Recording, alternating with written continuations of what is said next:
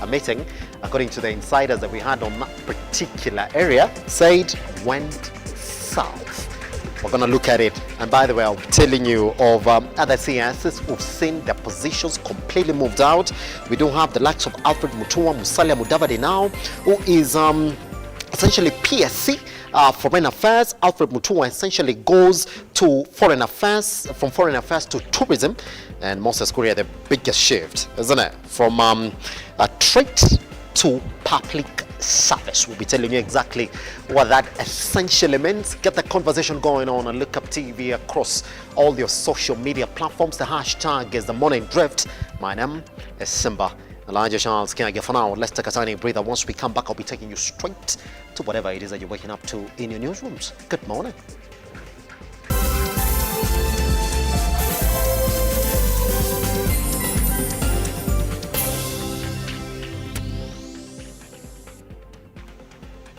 It is the news that we're waking up to, and we're going to start with the Daily Nation this morning. They're talking about Musalia's big win. You see, that's already a verdict. That's already a verdict, and the Daily Nation is not afraid of saying it.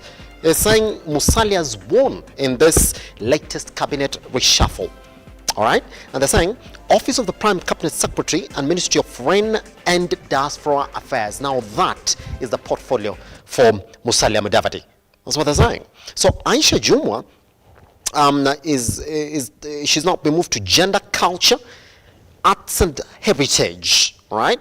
And Moses Kuria, now Public Service, Performance and Delivery Management. That is a latest appointment. Now, if you look at Zakaria Njeru, Water, Sanitation and Irrigation. But then there's Alice Wahome, moved to Lands, Public Works, Housing and Urban Development. And we're going to look at this CS has been moved and talk about whether indeed this is Musalia's big win.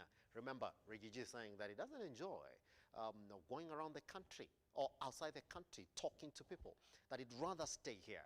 So why is the Daily Nation talking about this being Musalia's big win? But if you look at that particular kicker, they're saying President William RUTO yesterday created a new ministry as he made his first cabinet reshuffle that elevated Prime Cabinet Secretary Musalia Mudavadi by handing him the influential Foreign Affairs docket. CSs Moses Kuria and Alice Wahome, who had quoted controversy in their previous positions, were among those who were moved as the head of state reorganized his government by shifting functions and reconstituting some ministries. By the way, that particular story on pages 4 and 5. Now, for those who care about sport, I will tell you that because it's in the front page here. Now, Klopp wants a replay of that match between Liverpool and Tottenham. By the way, if you ask me, I'll support him. So, it was a goal. You guys didn't listen, you wanted it. And if you listen to that referee communication between the referees on the pitch and the ones at VAR, they actually said they can't do nothing because they've restarted the match. Like they had a window to do something, but they couldn't do it because they are bound by the rules. That like once you start a match, it stays. They were convinced it was a goal. The on-pitch referee said, it's not a goal. Can't believe it, no, stop. Yeah, what have you done? You've got to listen to that dramatic footage. Klopp is saying, replay. I support whatever. I support that. If there is a petition online to have that match replayed, I'm in it. All right. So on pages 8, you're going to read about this Chiloba saga. He's saying that I didn't pay myself. Chiloba says in CM mortgage saga. And there is Teachers' Pain and Unfailing Hope amid shortages in the sector. It is World Tutors Day. Also, Dubai Farm to get Helios Telecom stake. You're going to read that particular story on page 7 as the government then went back on an earlier decision in Uhuru Kenyatta's government to sell off Telcom, and social worker to spend 35 years in jail for child theft. That particular story covered on our page 3. Good. Let's cross over to the Standard. Same story on the front page. We have the likes of Musalia Mudavadi, Alfred Mutua, who they're calling a loser, and we're going to talk about why indeed you will call Alfred Mutua a loser in this. Alfred Mutua from Foreign Affairs to Tourism, winner Alice Wahome from Water to Lands, winner Musalia Mudavadi, PS, foreign affairs, about talking about another loser's wall, according to the Standard. By the dailies this morning are also grading this movement based on a win and lose basis. We also have Moses Korea from Trade Now to Public Service. That is a big conversation this morning, plus other issues around how this essentially then would paint the country amid the ongoing talks. Read that particular story on you farm to take over Telcom, page 22, and Grid is making government hurt Kenyans. That according to Azimio leader Raila Amolo Odinga, who says that the government is not keen on fighting corruption because it is a product of it. They have institutionalized corruption. We say the donkey is tired. Now we say the donkey has collapsed. That particular story, by the way, you're going to read it on pages 2 and 3. All right. The story that is also covered on our website on www.lookuptv.co.ke on the Sondu clashes. Read it right here on pages 7. That's it. That's what you're waking up to this morning then. By the way, remember some of these stories have also been covered heavily on our website, and the story of United then losing to Galatasaray as expected has been covered on the back pages of the Standard. Same old United. Red Devils woes continue. By the way, they're last in that group. 0 points, negative goal difference. Same thing in the league. They've got a negative goal difference as well. It's a sorry state for that small club, I like to say. Good. We take a tiny breather. Once we come back, I'll be taking you straight to the newsrooms this morning, where we get to see some of the biggest stories that you are waking up to in as far as our newsroom right here is concerned.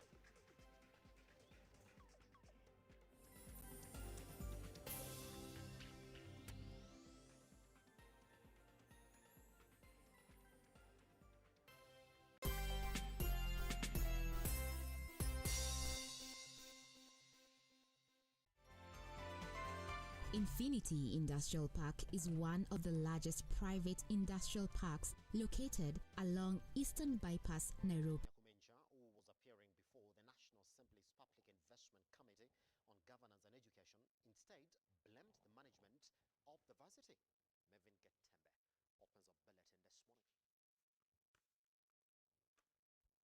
From all these universities, the DVCs, the what? Following a legal notice number 4 dated 25th of January 2019, established Kenyatta National Hospital as a parastatal, which stopped authorization process and the university to hand over the hospital to the Ministry of Health. In a meeting that brought together the Ministry of Health, Education and National Treasury, the three saying that there was need to work together. Education Cabinet Secretary Ezekiel Machogu supported the move, adding that this will benefit both ministries and therefore all students should be allowed access to the hospital. Even when I work as Minister for Education, there is the bigger picture, because we are one country, we are one government, because even as I make a decision as Minister for Education, there are so many other factors that we have to take into consideration.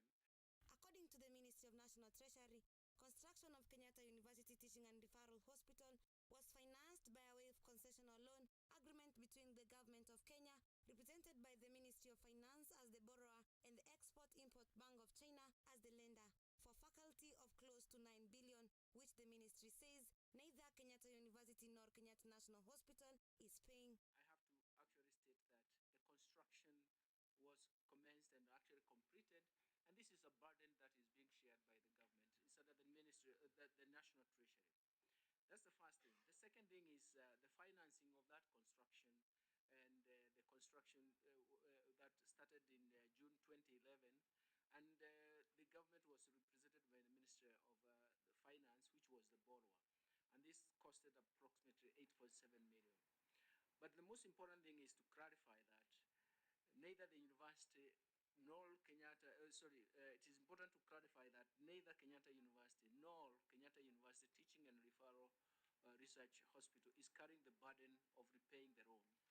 The committee sought to know why Ministry of Health does not include the Board of Management of the university in the operation planning of the hospital.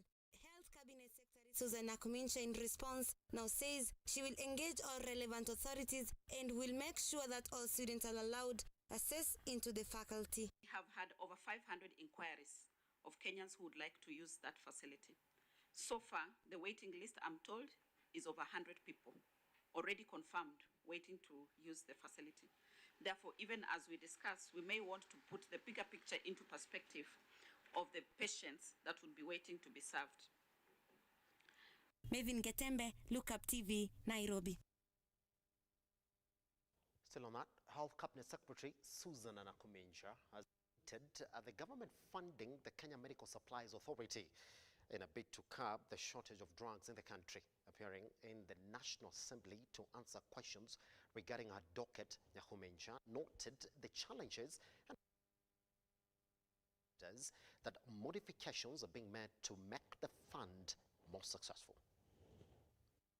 With healthcare top on President William Ruto's agenda, with the Kenya Medical Supplies Authority on the spot over massive corruption and irregularities in awarding of tenders, the authority is set to receive a boost of 2 billion shillings in a bid to quell the shortage of medical supplies in the country. We have had challenges in our supply chain. We have had challenges in our key institution, KEMSA, in terms of being able to meet all the essential drugs and supplies to avail them to the counties. Our fill rate has been very low. And the reason being that we have not received payments in time from counties when they do order for supplies. And equally, we have dead stock of COVID supplies that we are struggling with. So, Madam Speaker and honorable members, we have had a conversation with the Executive Office of the President, and we are in the process of recapitalizing KEMSA with 2 billion shillings. And this is to ensure that they buy the essential medical supplies so that then we can able to get 100% fill rate for all the essential supplies that are ordered for by the counties. Appearing before the National Assembly, Health Cabinet Secretary Susan Nakuminja was put to task as to why the National Hospital Insurance Fund only caters for consultation, with the CS hinting that plans were underway to modify the fund to cater for a huge chunk of medical costs, the fund having received 14 billion shillings in the last 3 financial years. We have now defined essential benefits package where all Kenyans will be able to access services without a limit and without exclusions. And therefore, Honorable Speaker and honorable members, I would like to seek indulgence of members that you allow us to go through the reforms that we have put at NHIF so that all this myriad of challenges that we experience, we can be able to put them behind us. However, the CS called for patience as the fund undergoes modification after members of parliament decried the plight of patients as the modification continues. Does it mean that, Honorable Speaker, does it mean then that no NHIF services will be provided until when we transit? That's a danger given that people are outside their sick. Services at NHIF are continuing to be offered, and we are continuing to work. We have actually just finalized a governance issue where we now have a CEO who we shall be announcing in the next few days. We have directors who are now going to ensure that management of NHIF as it is, even as we plan for transition, is able to operate optimally. Ian Keitani, Lookuptv. Now, after the completion of the first phase of the bipartisan talks Tuesday at the Bomas of Kenya, all eyes are now on the National Dialogue Committee and the technical teams that are set to retreat and draft a concrete report of the 256 memoranda submitted before it in less than 23 days as approved by the bicameral House. Stanley Lugaria, who's been following this story, by the way, from the start up to where it is right now, was right there at the Bomas of Kenya yesterday. Let's take a look at that story.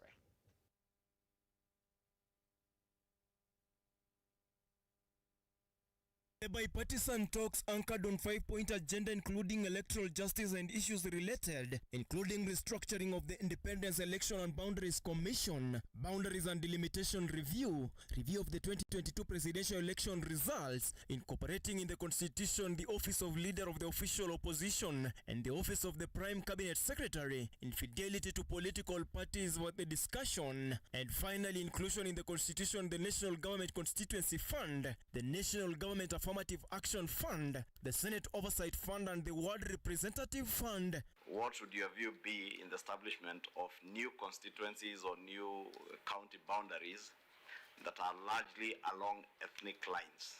So far, the two political rivals seemingly opposed to some of the key topical issues as raised in the over 256 memoranda submitted by the public, as raised during the talks by the stakeholders appearing before the committee. Proposals by former Attorney General Githu Muigai, who indicated to contradict the idea of boundaries increase, instead proposing a reduction of counties and constituencies, his opinion going in an alternate way with that of the National Parliamentary Caucus, who have already a bill that is recommending an increase in the number of counties and parliaments by 11 and 27 respectively. I just want to ask all Kenyans that God gave you an opportunity to serve.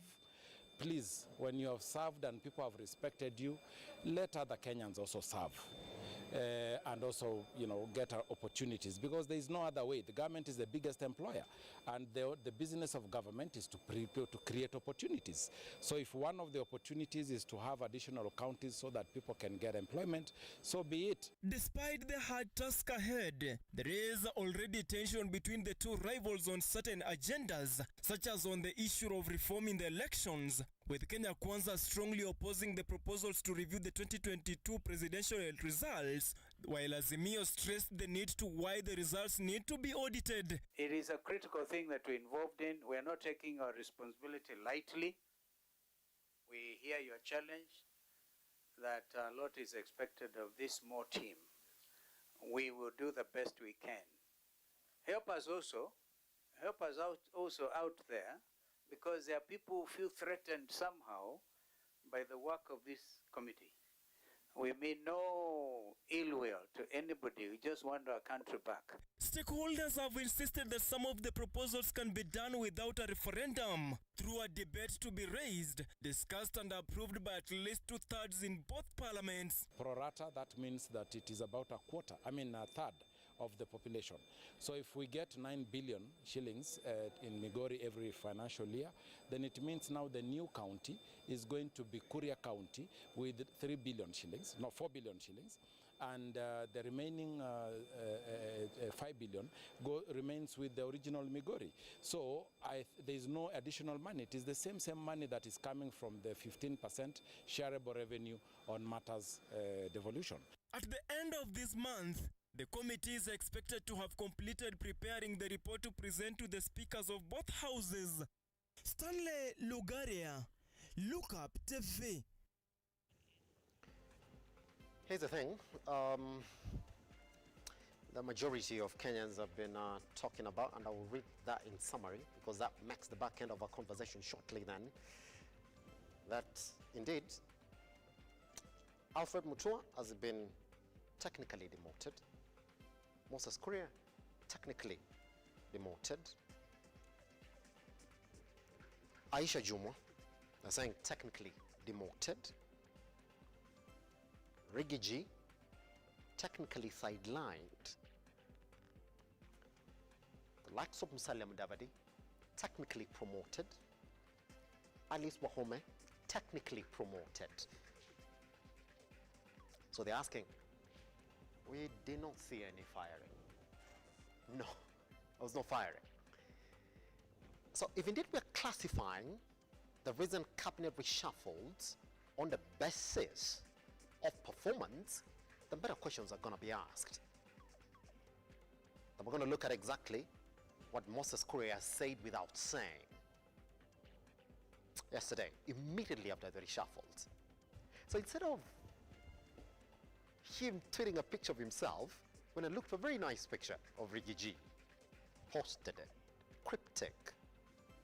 Let's talk about that once we come next. This is the Morning Drift. My name is Simba Kiage. Our big conversation begins shortly. After this, I'll be introducing the guests who are joining us in the studio. Talk about this all the way to 8 or 9 or 30, shall we? Good morning.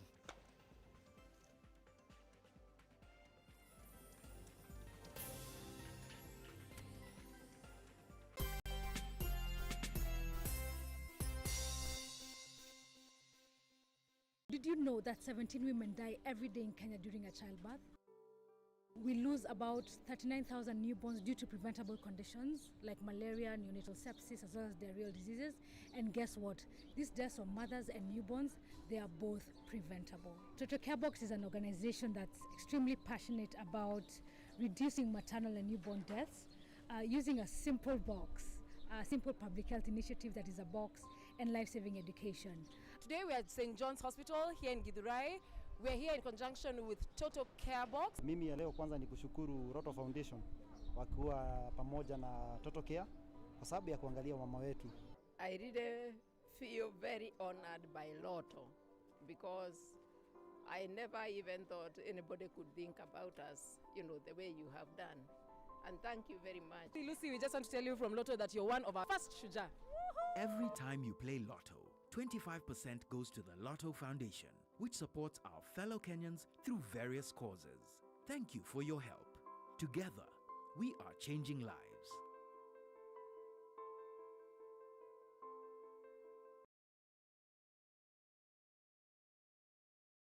As part of our service improvement strategies, the authority has adjusted its operating hours. In this regard, all NTSA banking halls and offices will operate Monday to Friday from 7:30 a.m. to 6 p.m. Additionally, NTSA offices will remain open to the public on Saturday 30th September 2023 and Saturday 7th October 2023 from 8 a.m. to 4 p.m. to enable number plate collection. We humbly request motor vehicle owners who have received message notifications on collections of reflective number plates to visit the centers they identified during the application process. For more information, visit our website at www.ntsa.go.ke. This information is brought to you by the Director General of NTSA. NTSA, keep our roads safe.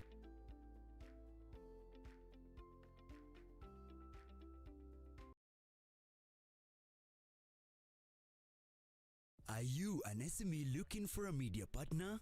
Look no more, as Lookuptv got you covered for all your visibility and marketing needs. We at Lookuptv understand your business needs and want to work with you on your marketing journey, giving you solutions that will take you to the next level. Call us today on 0707 572 358 or send an email to sales@lookuptv.co.ke and kickstart this amazing journey. Welcome to Lookuptv, your official SME media partner.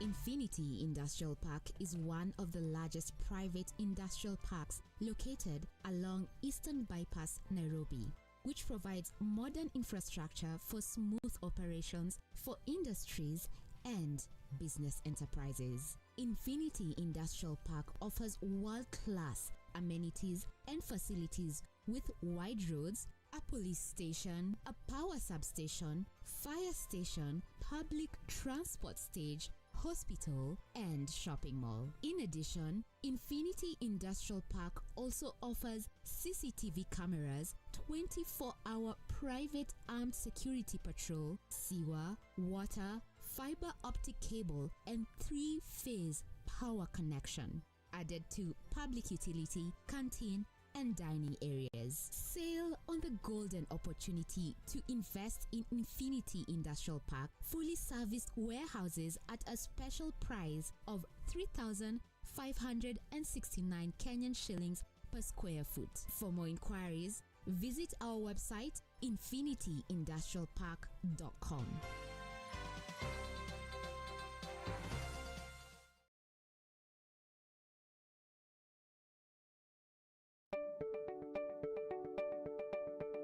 Are you looking for experts in waterproofing systems, concrete admixtures, flooring systems, refurbishment solutions, roofing, sealing and bonding, and building finishing systems?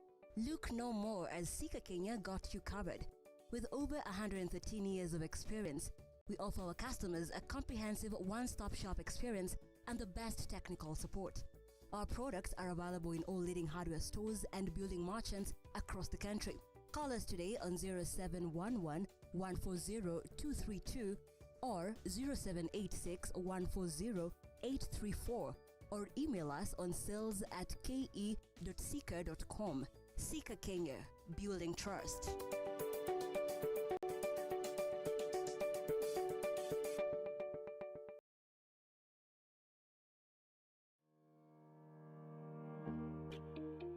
Hi, and welcome to Tujenge Home.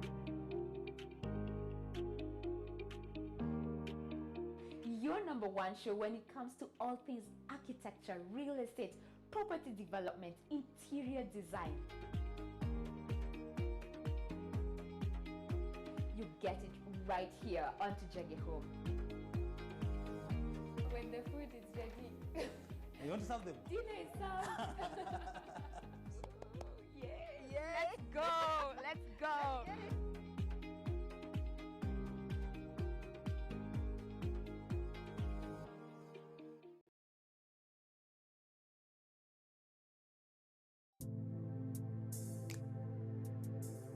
Praise the Lord and Bwana Yesu asifiwe sana.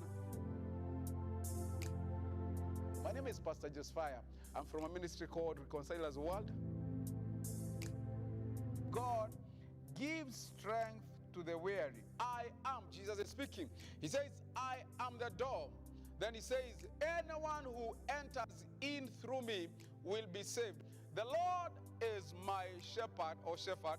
Then he says, I will always have everything I need.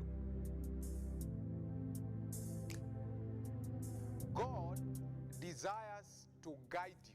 He's telling you that this day, don't just trust the Lord, but he's telling you, trust the Lord widely.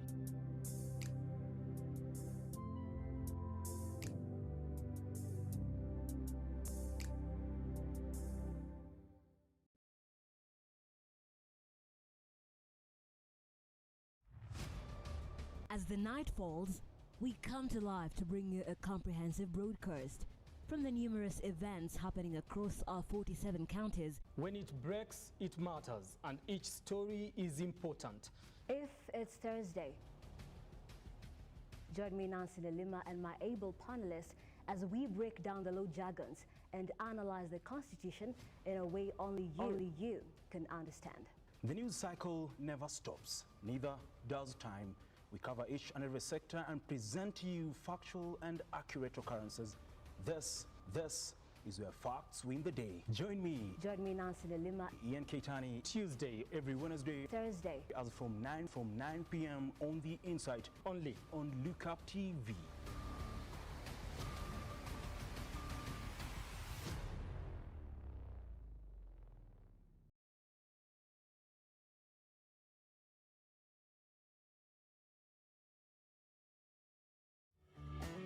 Beautiful, wonderful, glorious. We are having the show that we share entitled Shepherd Voice. I'm waiting for you to get me to Kenya.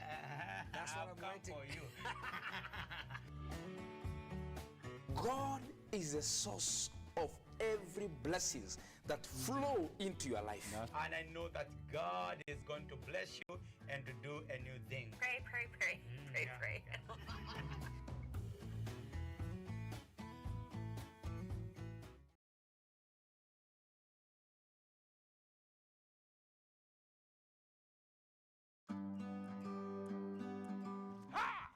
Kipindi ni ukulima ni mali na manjoro. Kumbuka hapa ndipo unajifunza mambo mengi kuhusu ukulima. Kilimo ni uti wa mgongo wa nchi, na ukiwa na njoro unajifunza. Kumbuka, angalia mwenyewe. Tunakuambia ukitaka kujua tips za ukulima, ungana na sisi kwenye Lookuptv. Every Sunday unatukuta pale saa 10, tunakuonesha kuhusu ukulima. Ukulima wa mimea, ukulima wa ng'ombe, ukulima wa kuku, ukulima wa mbuzi na yote ambayo yanahusiana na ukulima. Kumbuka nini? Kipindi ni ukulima ni mali.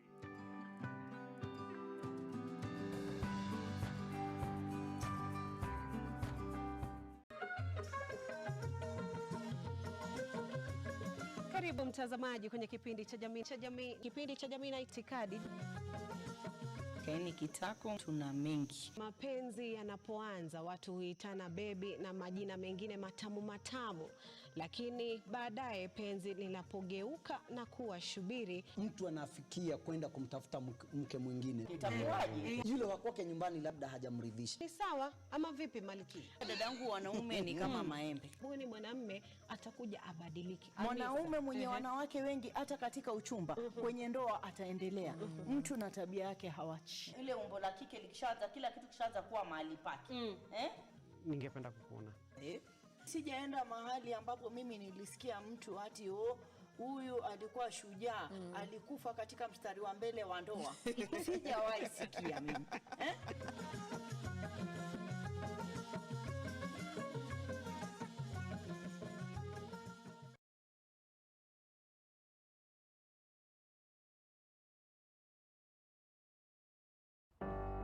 So the story we're telling today is a story of passion in practice that grows into business. We have partnered with the Youth Fund, talk to as many youth as possible and work with them, hold their hand.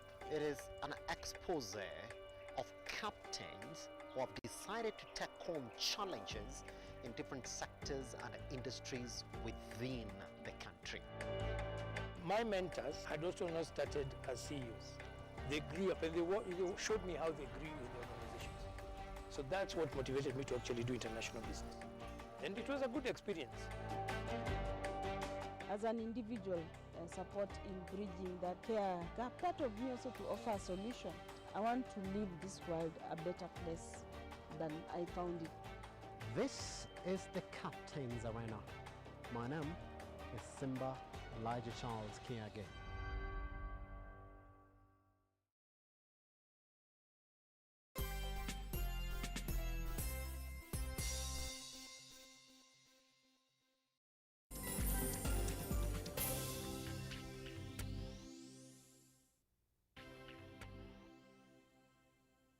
All right. Welcome back to the Morning Drift. My name is Simba Kiage.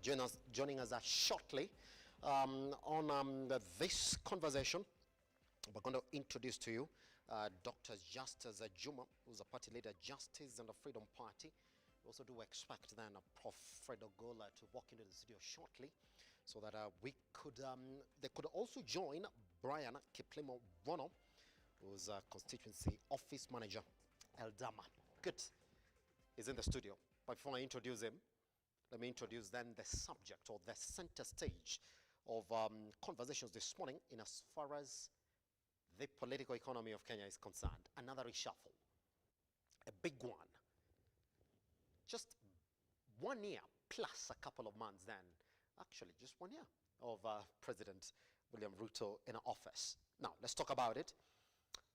Musalia Mudavadi is Office of the Prime Cabinet Secretary, all right, which is essentially subject to the conversations that are going on at the Bomas of Kenya, is now been tasked with the responsibility of overseeing the Ministry of Foreign and Diaspora Affairs.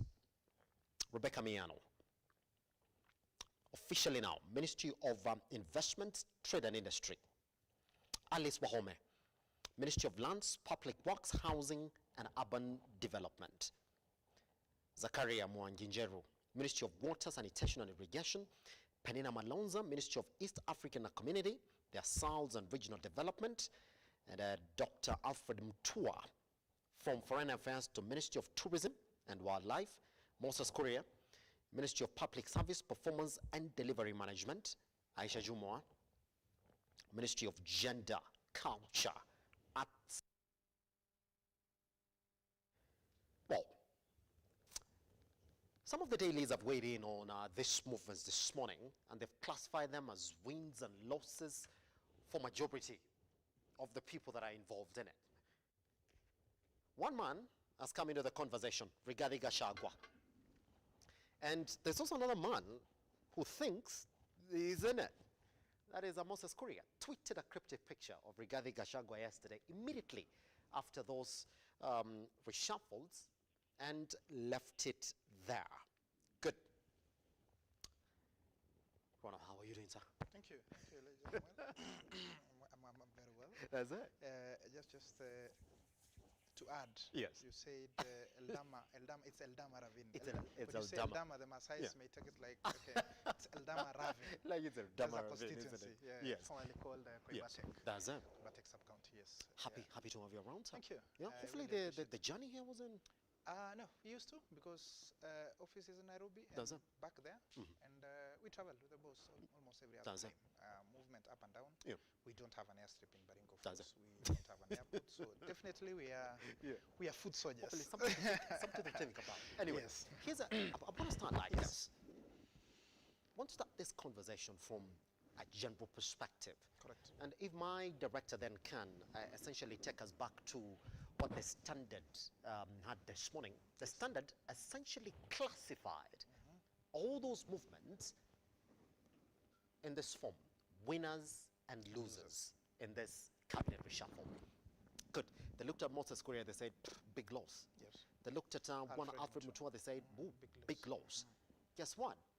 They even put Rigathi Gachagua there and said, you've not been reshuffled, but because of the reshuffle, all the additional responsibilities that we've seen Musalia Mudavadi receive, dude, you lost it. We thought that this would be given to you, but it's not in your docket. Ronald, let me begin from there. Okay. Do you have the same view that in respect to these reshuffles, some people have lost, some have won? Allow me to call you Elijah, because when I call you Simba, where I come from, it has several meanings. That's it. Yeah, you could be referring to somebody. So when you say Simba, somebody might start might start a campaign. I like to think of the original Simba. Now, I am of a different view. We have an administration in place. We are barely 1 year after installing an administration, and what I call this shake-up, it was foreseen, because when they were signing the performance contracts at State House, the president said, if I have more information, because the president is very supportive, but he asked them, if I have more information about your ministry than you know that there's a problem. And you know, when you say a problem, it doesn't mean that it is a problem that is caused by themselves or by the people. You know, a problem can be lack of adequate knowledge about what they want to do and what they want to achieve.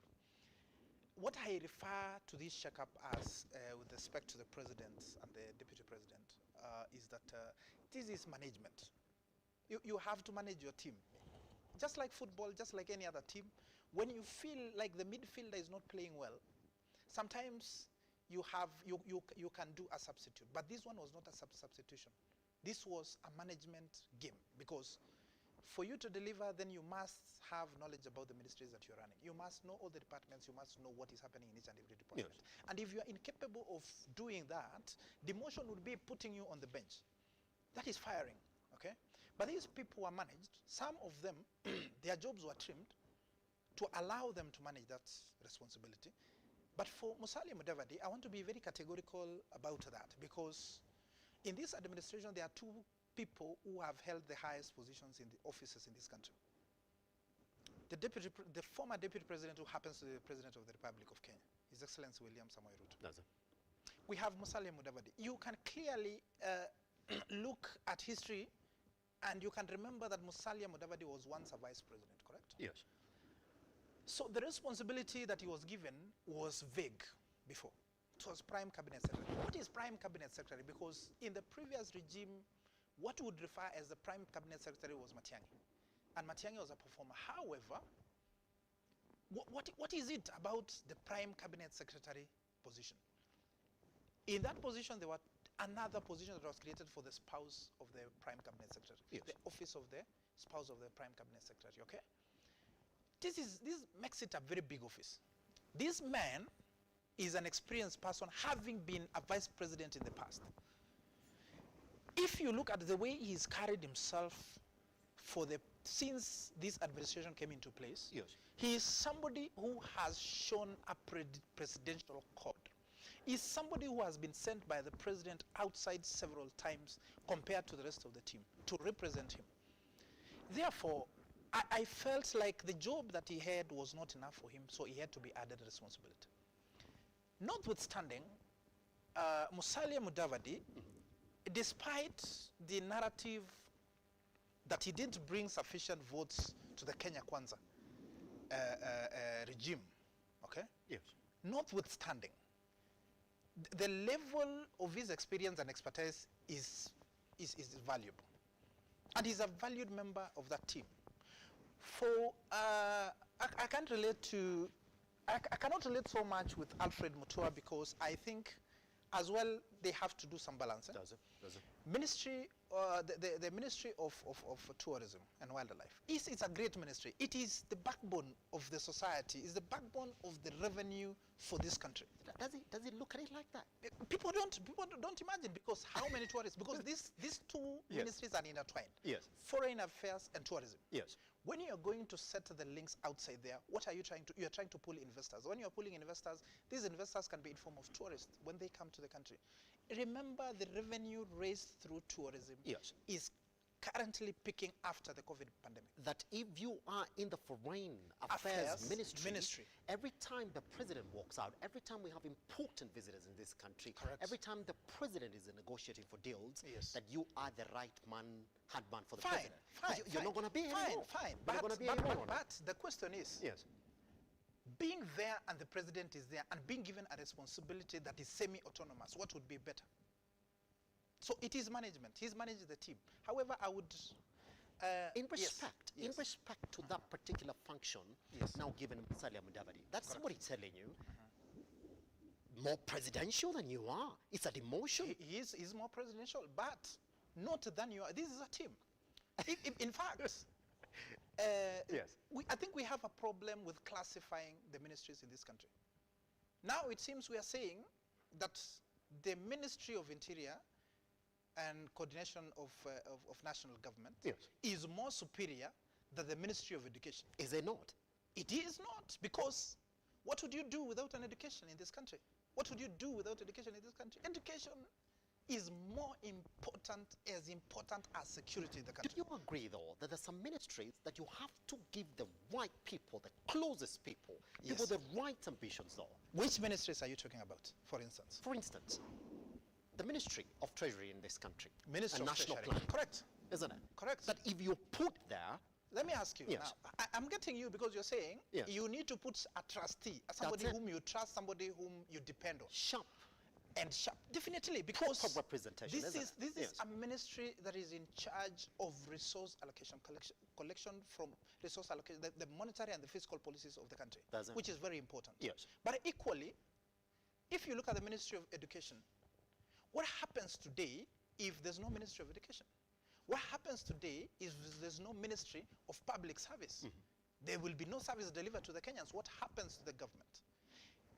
The moment we classify ministries as this one is superior more than the other, then we are wrong. That is where we lose, because we are creating a competition that is unhealthy and unnecessary. This is an administration where each cabinet secretary has equal responsibility and collective approach towards delivering for the government. So it does not matter where you are operating from. Yes. Here's the thing, Bruno, it's a good thing that we've started this conversation. I really can see Prof. Ogola in the studios. We wait for him to come over. Let me also talk to Justice, who's online. Justice, how are you doing, sir? Can you get me? How are you doing, sir? You can clearly hear me.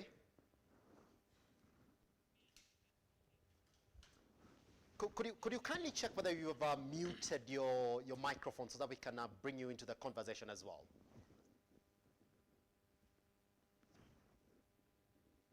Quite unfortunate. I still can't get him in the studio, as our sound technicians then essentially look into that particular issue. Well, now, let me get back to you as we also welcome Prof. Ogola onto the set this morning. Here's why people are talking about this particular appointment. That indeed, when the president was choosing these particular positions, he picked you for these positions based on your ability. It is on your ability. Of course. That he looked at some credentials and said, well, one of fit here. Best of fit. That when you're looking at these particular ministries, when it comes to a president who's keen on drawing investments into the country, bringing in guests into this country to actually promote business in the country, he said, Ronald fits here. Ronald is going to be here. If 1 year down the line, the president is coming to you and telling you, you know what, I got to move you. I I've got to move you Yes. from this particular ministry to a different ministry. Even when there have been talks of cabinet reshuffles. I mean, this talk of cabinet reshuffles and cabinet firings hasn't started now.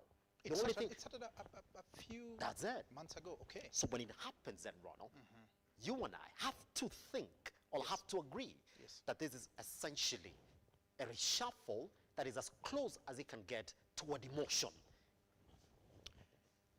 Let me ask you, what is the function of this administration? What is the mindset? What are the thoughts of the president about this country? In his campaign agenda, he said it is not about positions. All right? He said it's about the people and delivering for the people. And the president was very clear. But when he formed a team, let me tell you, there are other factors that you cannot run away from. Because if he wanted a technocrat, he would go to India and bring somebody who is very well versed with the position of trade and industry. Okay? Yes. But you see, there are people who have contributed their energy and resources towards forming this administration. The president was not alone when he was forming the administration. Yes, sir. All right?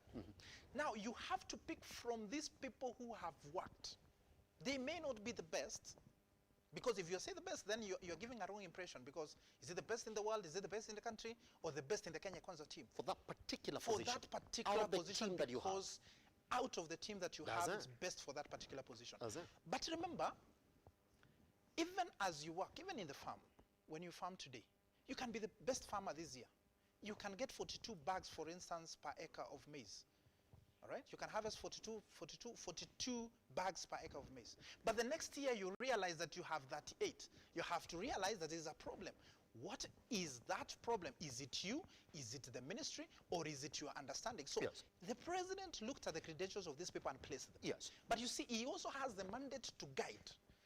The purpose of they are not there permanently. The president is also not there permanently, because power is transient. The president knows that he has to deliver, because 2027 he has to be Let me give you a elected. perfect example. One Moses Kuria was a man who's grabbed controversy of a couple. That is very true. And as I told you before, Yes. that the issues of Moses Kuria are unique, and they have been unique all across. Yes. Remember, this is a person who have never held a position of the cabinet secretary. Does it? This is a person who's been brought from the political wing to now the executive arm of government. Okay. However, he's very bright, but now he has had contentious issues since he became a member of parliament. All right. Now, when you fire yourself, and you push yourself so fast, when an object pushes itself so fast and accelerates too fast that you cannot control, it gains heat.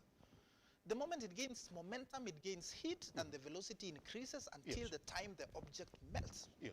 All right? So for Moses Kuria, I think, you see, an issue, for instance, if I were the president today of Meru, there are 3 gentlemen from Meru who told him, please don't come to Meru first. Let us sort our issues, and then we allow you to come, so that we can have a unified approach towards that development that you're bringing to Meru. Yes. Meru has 3 people who are very serious in this government. He has the IG, the Inspector of Police, the Inspector General of Police. Yes. He has Medhika Linturi, the Minister for Agriculture. He has Meru Kedure Kindike comes from Meru, who is the Minister for Interior, the Cabinet Secretary for Interior and Coordination of National Government. Yes. If these 3 people can speak to you and you do not listen, and you force your way to go to Meru, what else do you expect?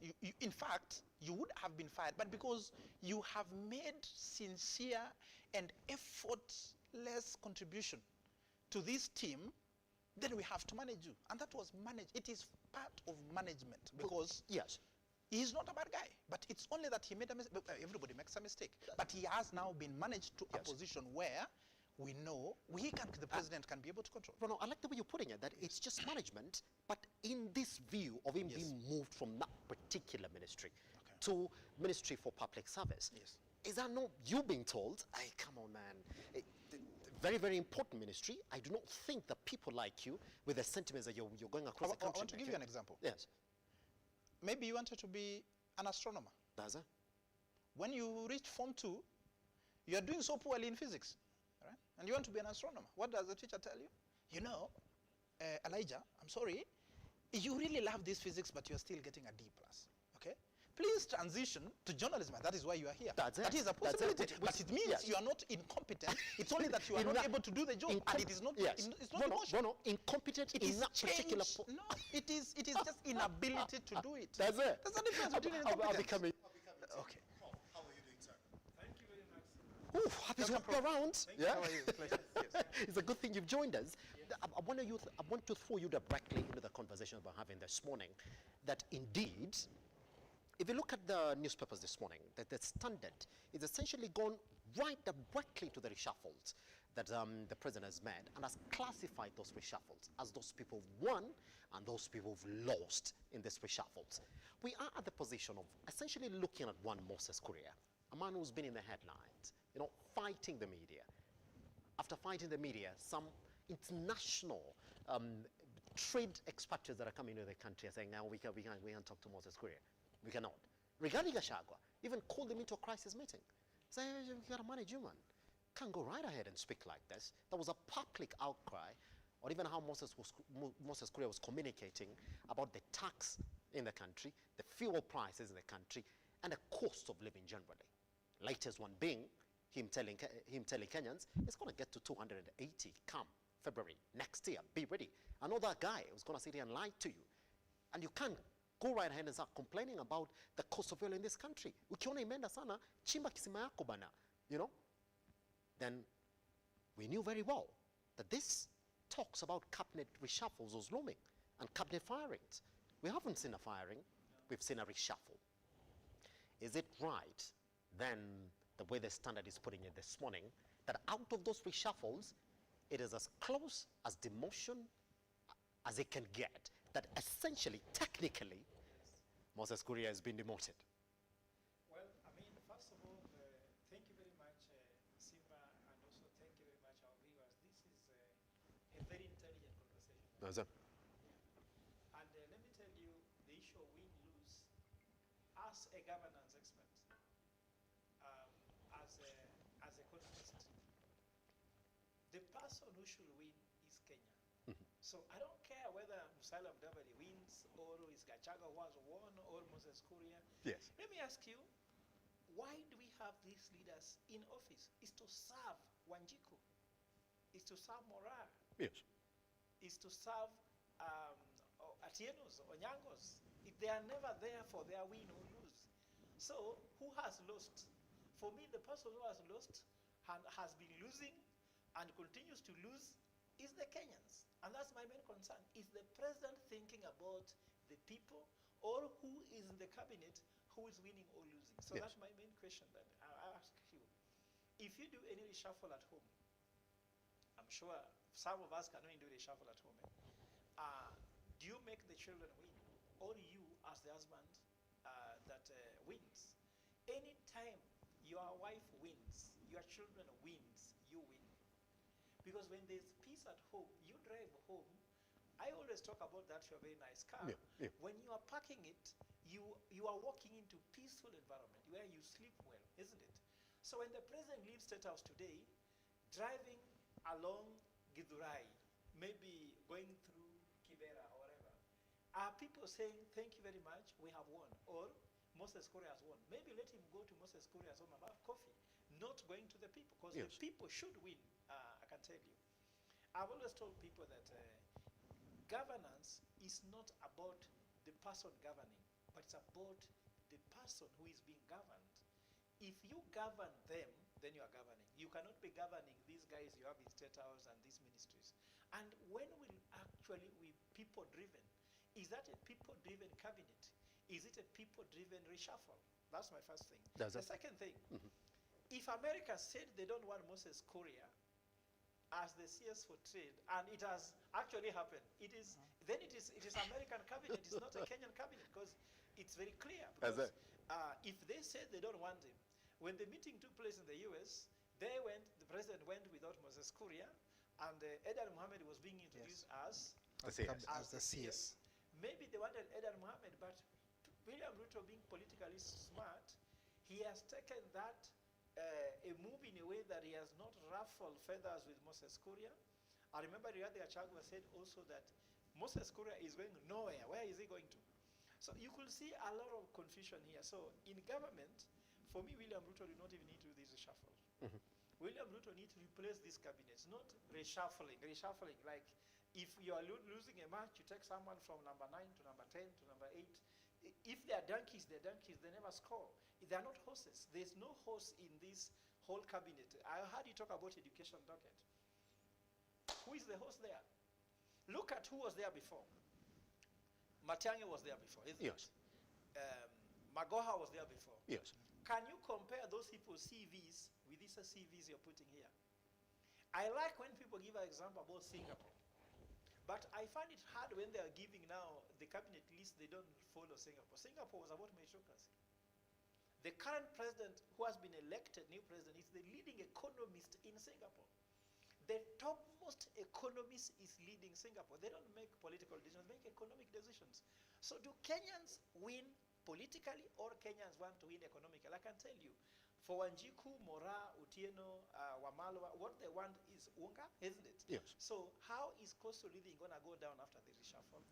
How is the issue of education? Will we access more education after this? Yes. Will you be able to access more healthcare? Are teacher strike going to end? Doctor strike going to end?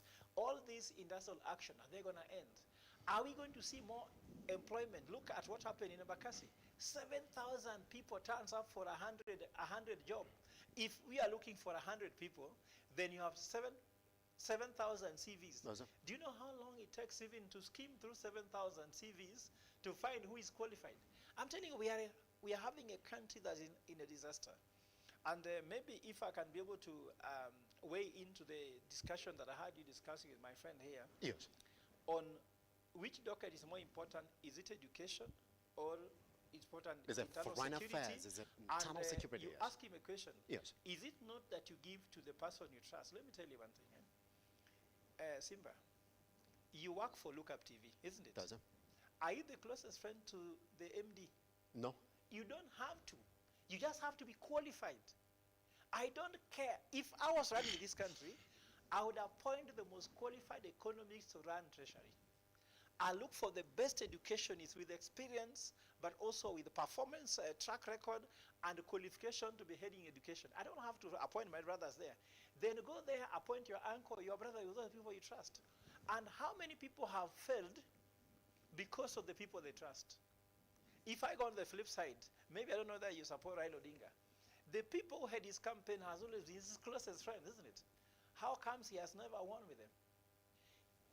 Meritocracy came in Singapore and China, in Chinese economy, when the president of China appointed his brother to head the military, they lost a war they could have won. And from that day in China, go and look at the CV of the CS education for China. Yes. Transport. When you see Moses Kuria standing with his equivalents from China, his CV is as short as my finger, isn't it? And the other guy is as long as the road between Mombasa and Busia. So what I'm trying to say here is that meritocracy should be the way, not necessarily relationship. Yes. If you cannot trust those, if the people you trust within your network are not qualified, then a leader is known by the company they keep. Pretty much. You must keep a company of competent people. Yes. You trust the people within there and give them jobs. Does it? Just before you come in, I want to bring in Justice into the conversation. Justice, can you get me, sir? Fantastic. Finally, then I can move close to you. I want to take a minute just to bring you up to speed where we are in the conversation, because from here, I want to move to exactly what this means then for Ruto's government. Gentlemen, remember, it's just 1 year in office. It's not the first reshuffle, if you remember. It's the second reshuffle. Good. We want to make sense of that. Justice, I want you to weigh in on this.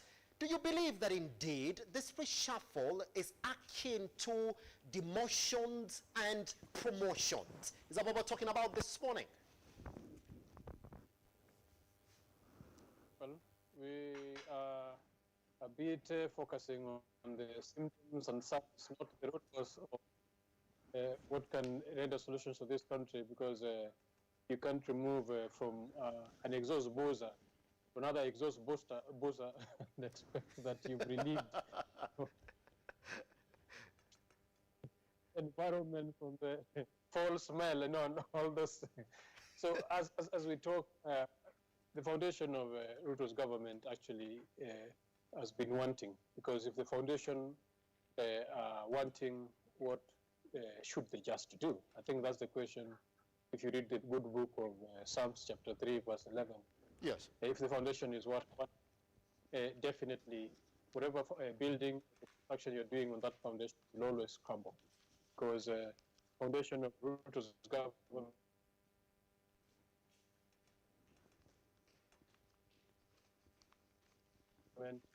unconstitutionalism, impunity, cronyism, tribalism, and all the isms that are not friendly to economic development. Because good politics, as we've said before, is prerequisite to good economy. That's it. And bad politics, we know, is prerequisite to bad economy. And bad politics is politics that actually is devoid of issues, that actually is not driven by merit, yes, but is centered around cronyism, tribalism, and that's how populists survive.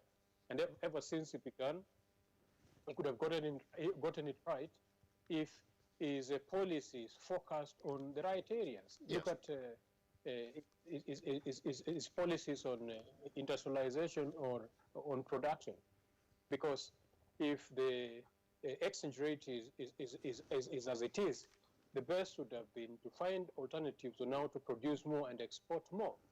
And instead of producing more and exporting more, what does it do? It raises taxes, it raises cost of production, and at the same time, the opening windows for cheap produced goods to still enter this geographical market, rendering this geographical market to be just a consumer-based market. And that way, again, destroying industries and making them uncompetitive. So then what are you going to export? Yes. In other words, is policy wrong, is lopsided to begin with. And you're talking about education, because in the long term, education should be the pillar to raising up, or investing in what we call a paradigm shift or mind shift, so that we focus our people on right tools. Or human resource, is one of the major resources globally. And then if you were to focus them to be productive or to be relevant or competitive globally within the current dynamics, and I talk about technological involvement, then you should see that in your education policy.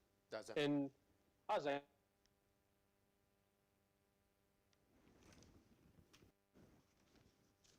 see the transformations that we were researching around the education sector is actually Guinness. It is taking it back to 844, where we were talking about servitude and all that. So this is government as it stands.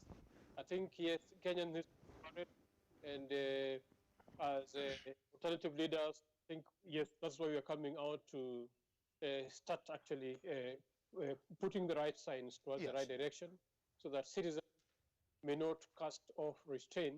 But of course, we got to be vigilant and make sure that it does not take us, thrown us off the cliff in the direction that they're taking. Pretty much. Good. Rono.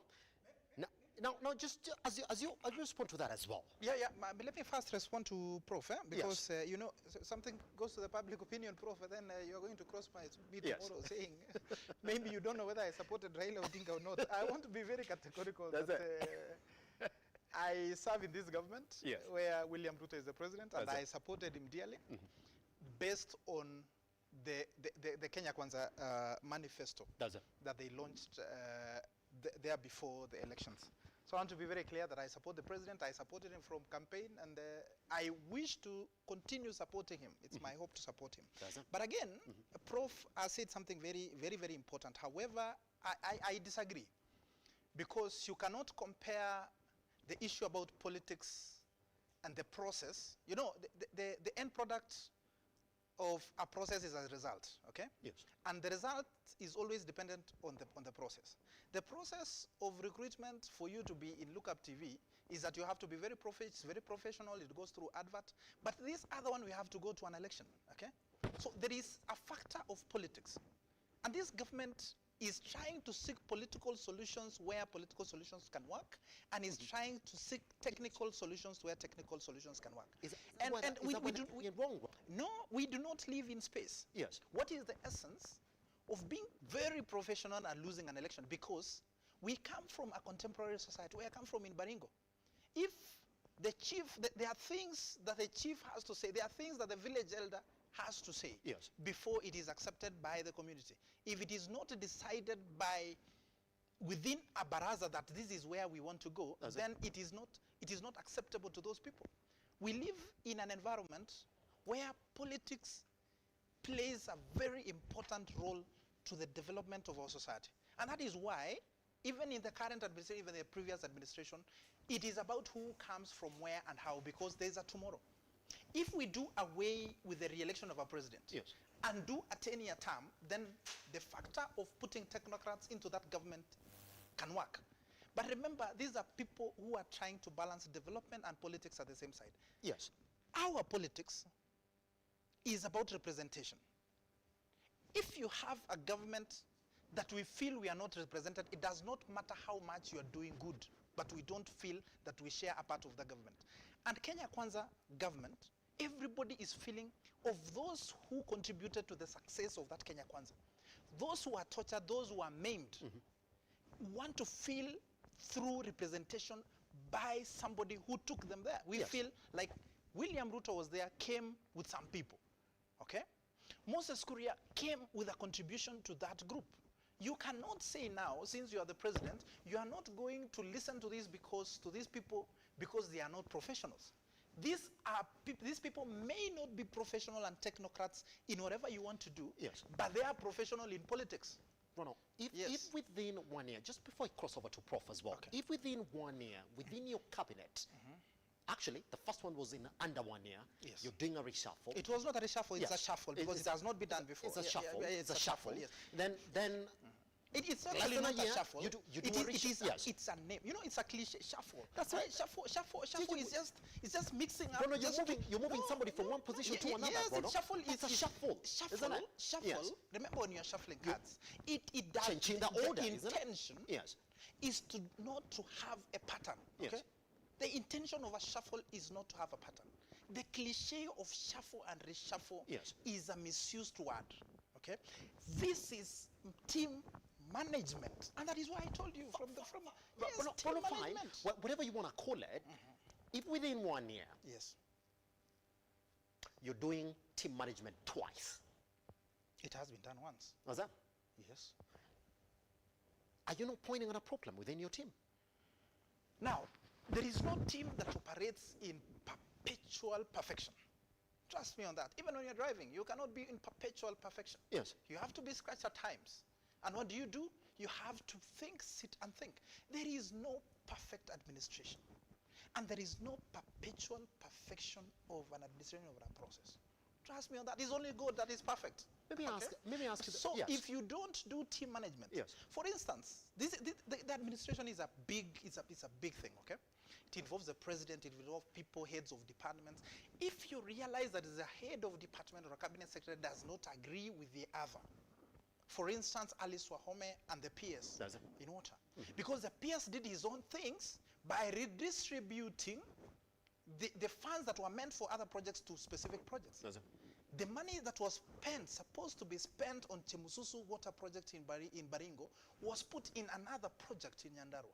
When you realize there's such a problem, it means there's conflict of interest. What do? You have to manage that team by not inflicting pain, but reassigning duties. All right?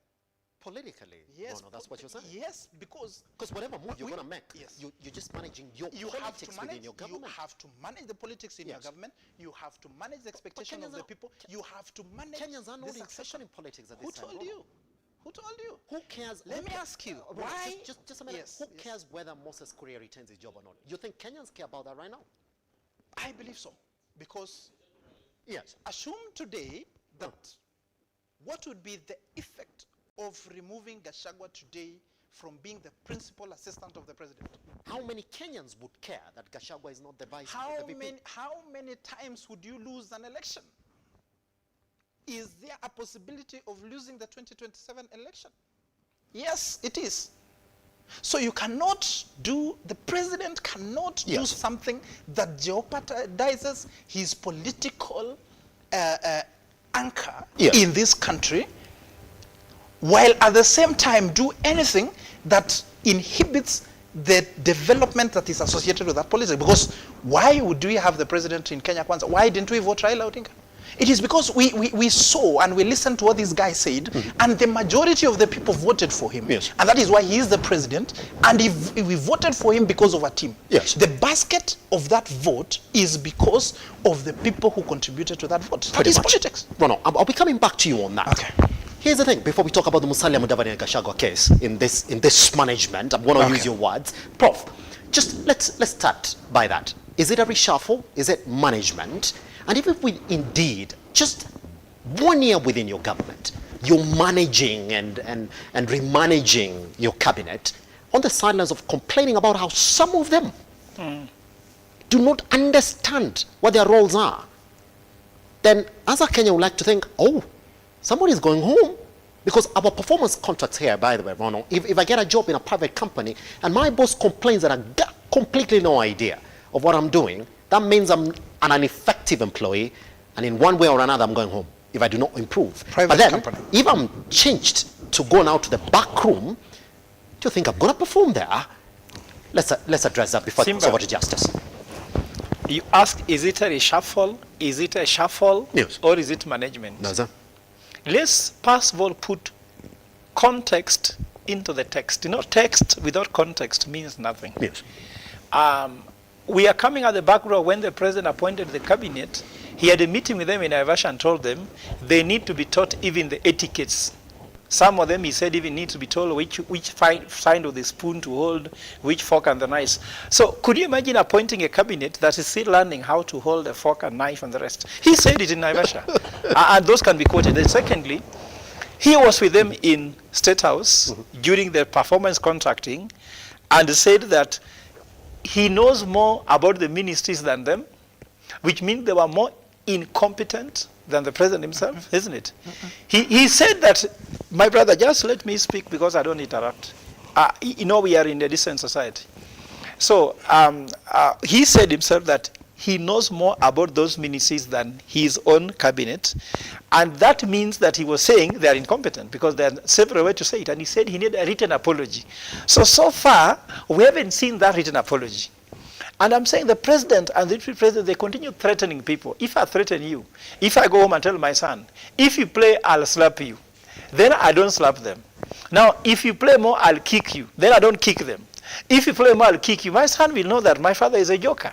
And that's what all the cabinet knows. So all those reshuffles, it begins with leadership. Is the president serious that he wants results? Or this is managing Kenya? So who is being managed?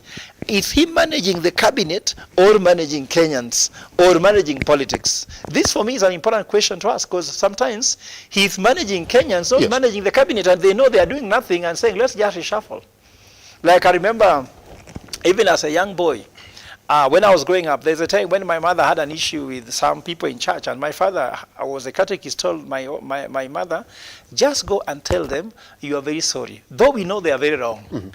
He was managing the people, not managing my mother.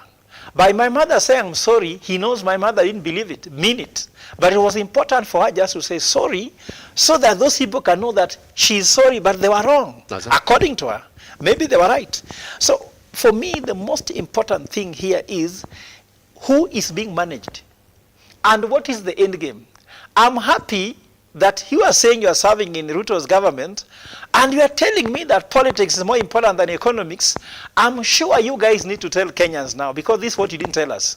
They told us during the campaign that economics, bottom up, nini, mama mbogas, the so-called boda boda was more important than somebody else. And they positioned that it is an economic discussion. The president, actually, I applauded him for saying, this campaign is an economic discussion. Yes. When he goes to office, economics is more, politics is more important than economics. Let me tell you what, for me, I don't want to say politics versus economics. I'm a Solomonic person, isn't it? Leadership. I don't care whether it's politics or economics. A leader knows how to navigate politics, balance it with economics, because if Kenyans are not eating Simba, you are in trouble. As a president, I can tell him now, on television if he ever listens, any Kenyan going to bed on empty stomach is taxes lost. Simba, any Kenyans who has eaten, you have taxed their stomach. That's it. Because for someone to eat bread, you tax bread, isn't it? For someone to eat ugali, you have taxed ugali. Any Kenyan going on empty stomach, that's economics. Yes. Any money in the hands of a common Kenyan is the president money. Because if I give you 10,000 shillings now, Simba, you'll go fuel your beautiful car, isn't it? Yes. Immediately you pay taxes. If you go and have lunch today, you pay taxes. Anytime a Kenyan consumes, the president gets money. Anytime Kenyans do not consume anything, you lose money. So if he goes on empty stomach, he's fasting your taxes.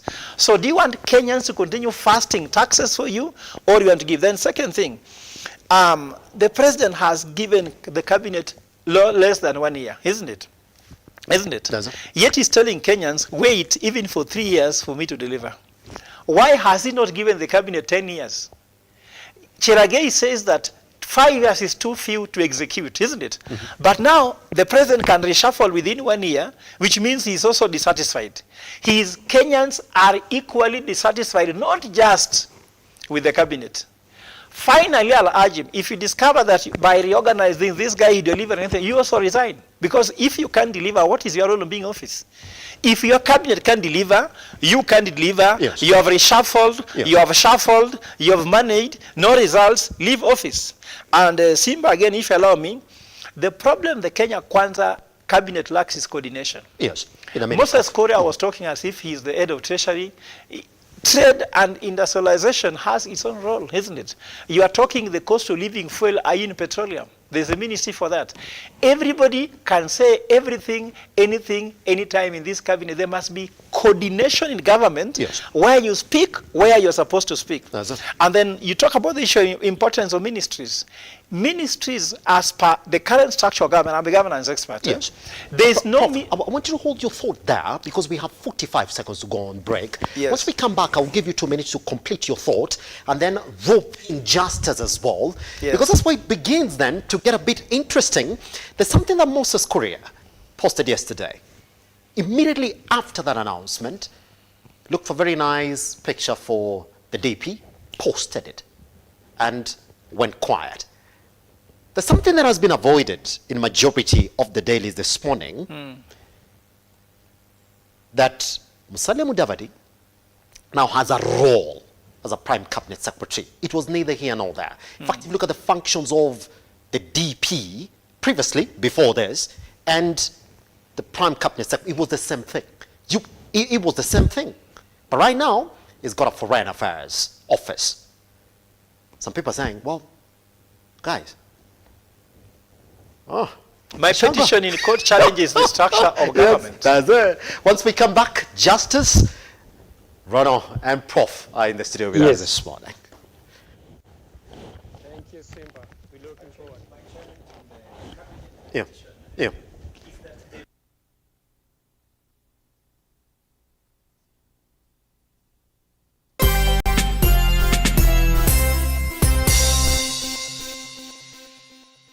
Are you a civil servant and looking for financial breakthrough? You can now apply for the salary check-off loan from Juhudi Kilimo, a solution that is available for salaried employees that have a check-off agreement with Juhudi Kilimo. All you need is 3 months latest payslips, a copy of your national ID, 1 recent colored passport photo and your KRA PIN. For more information, call us today on 0709 692 000 or send an SMS to 20103 at no charge.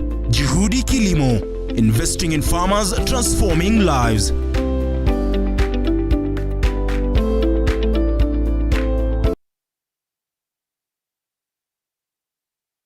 We got good news for you. You have the opportunity to win up to 100,000 shillings cash money from Kuza Bees.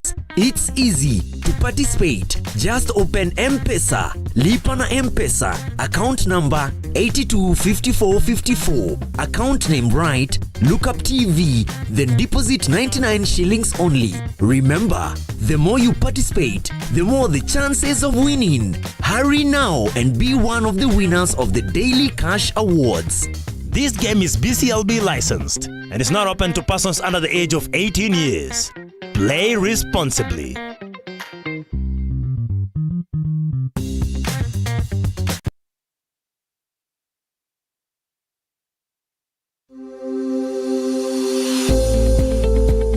Enjoy again.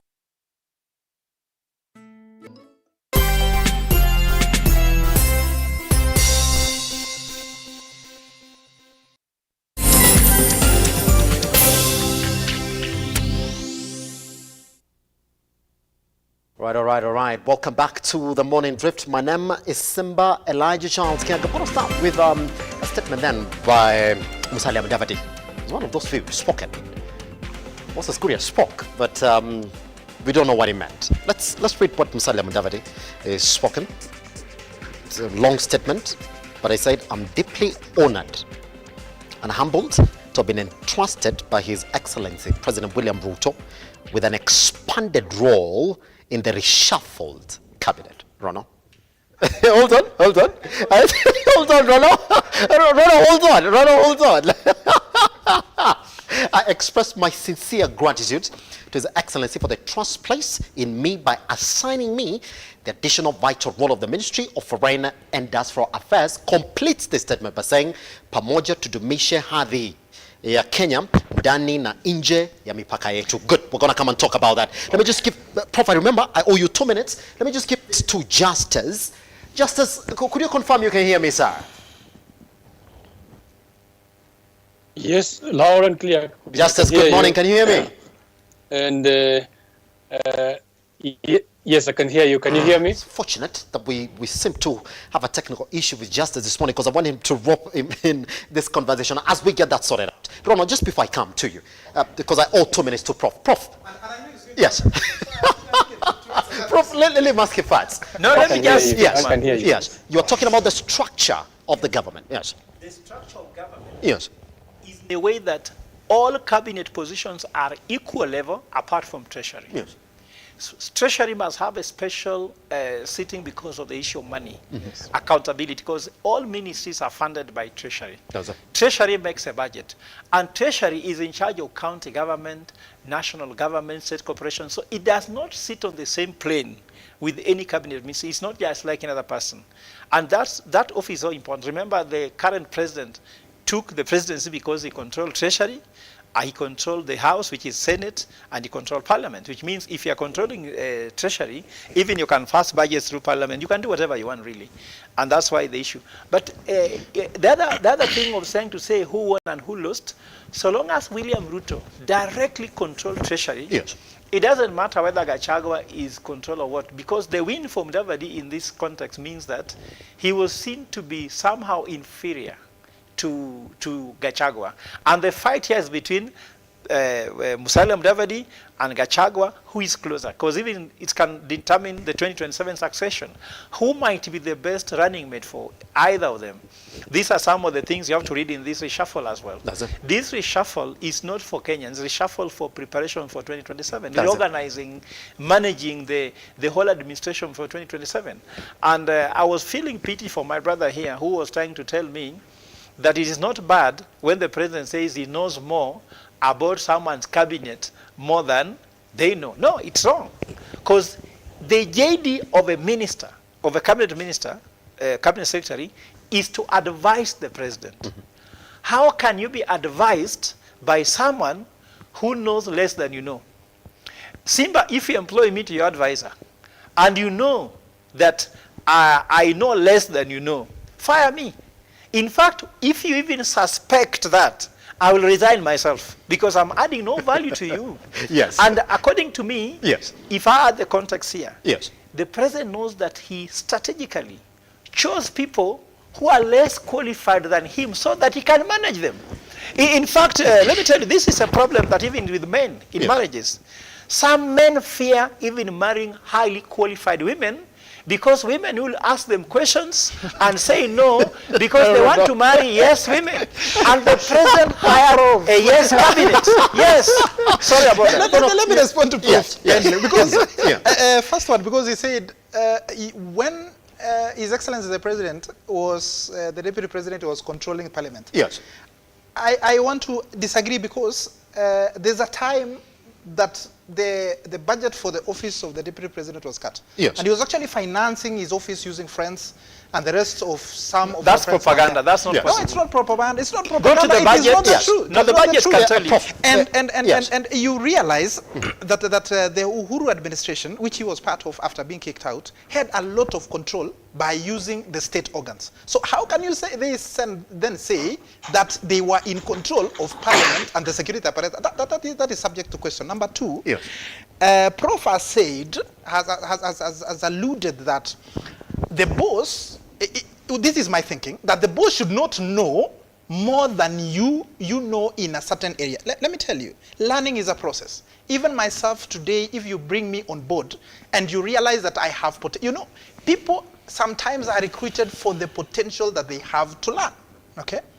The potential of somebody to learn about that specific item is what gives, and the attitude and the energy that they have, and they want to serve, and the zeal, that is what gives them the job. Sometimes it's not about, yes, I know, it's not about I know how to do this, yes. It is how am I willing to learn to do it. So, since His Excellency was the Deputy President for that long, it means by virtue of him being even in the Ministry of Agriculture before, in the Ministry of Education before, he was a minister, right?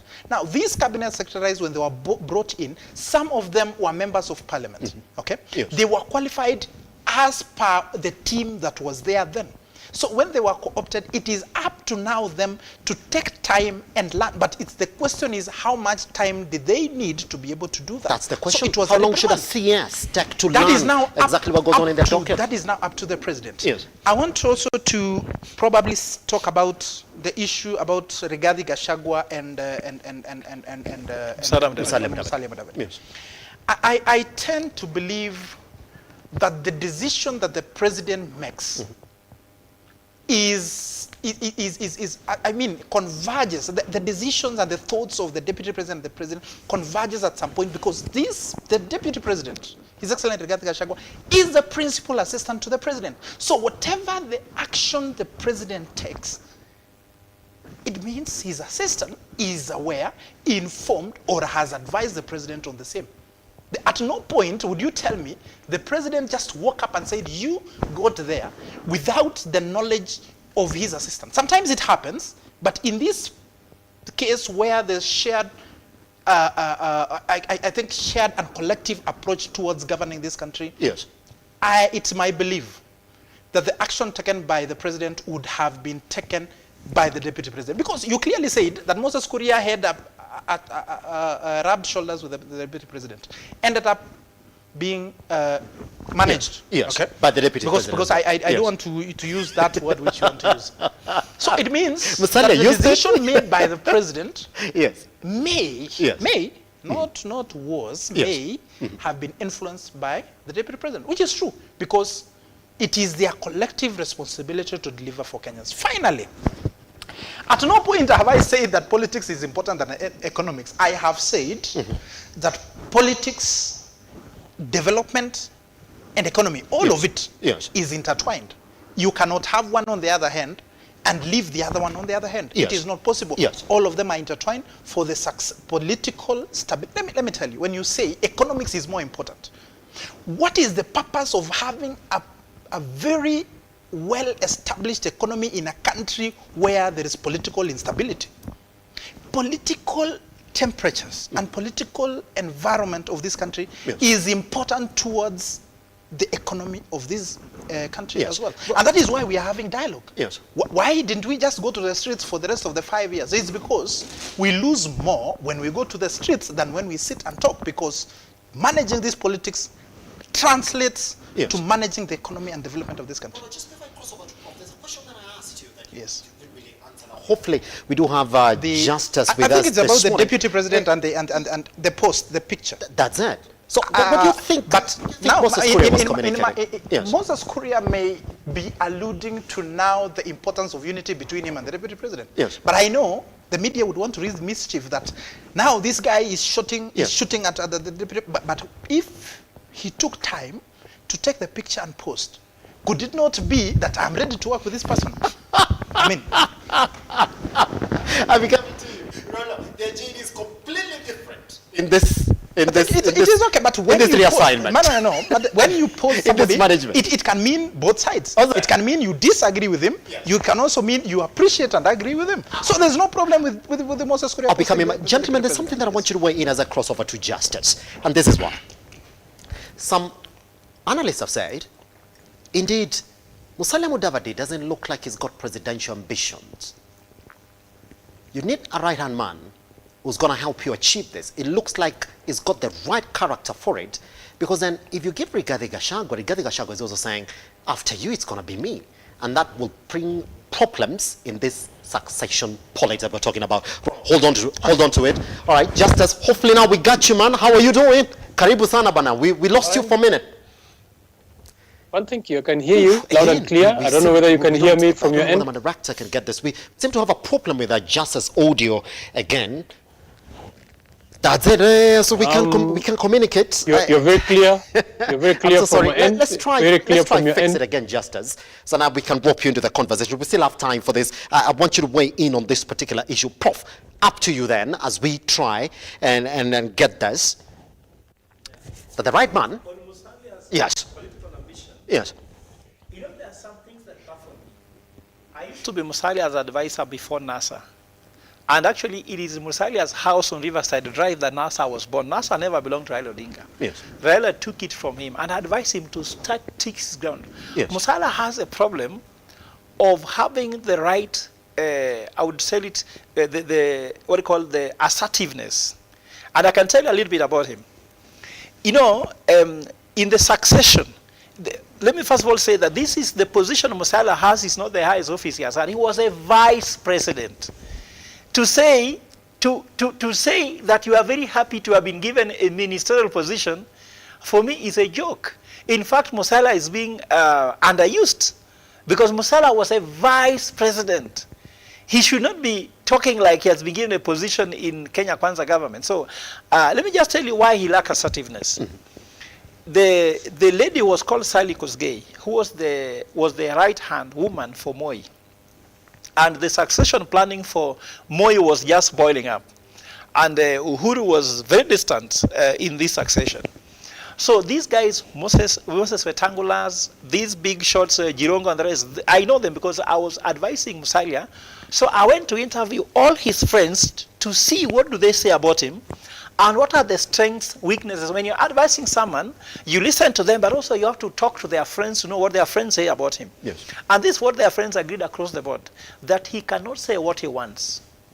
And that's what they gave me this example, that Moi was in Nakuru in State House, and he was supposed to meet Kalenjin leaders. Then Sally Kosgei organized that Musalia meet Moi, 4 eyes meeting, and tell Moi that I want to inherit your seat. So Sally played all the Kalenjin leaders and told them the president is busy. Then she told the president that the Kalenjin leaders have an occasion so they can meet you today. So they went there, had dinner, before fire, Moi, Musalia, 4 eyes meeting. So they ate, they drank. Moi was waiting to say, what does his vice president have to say?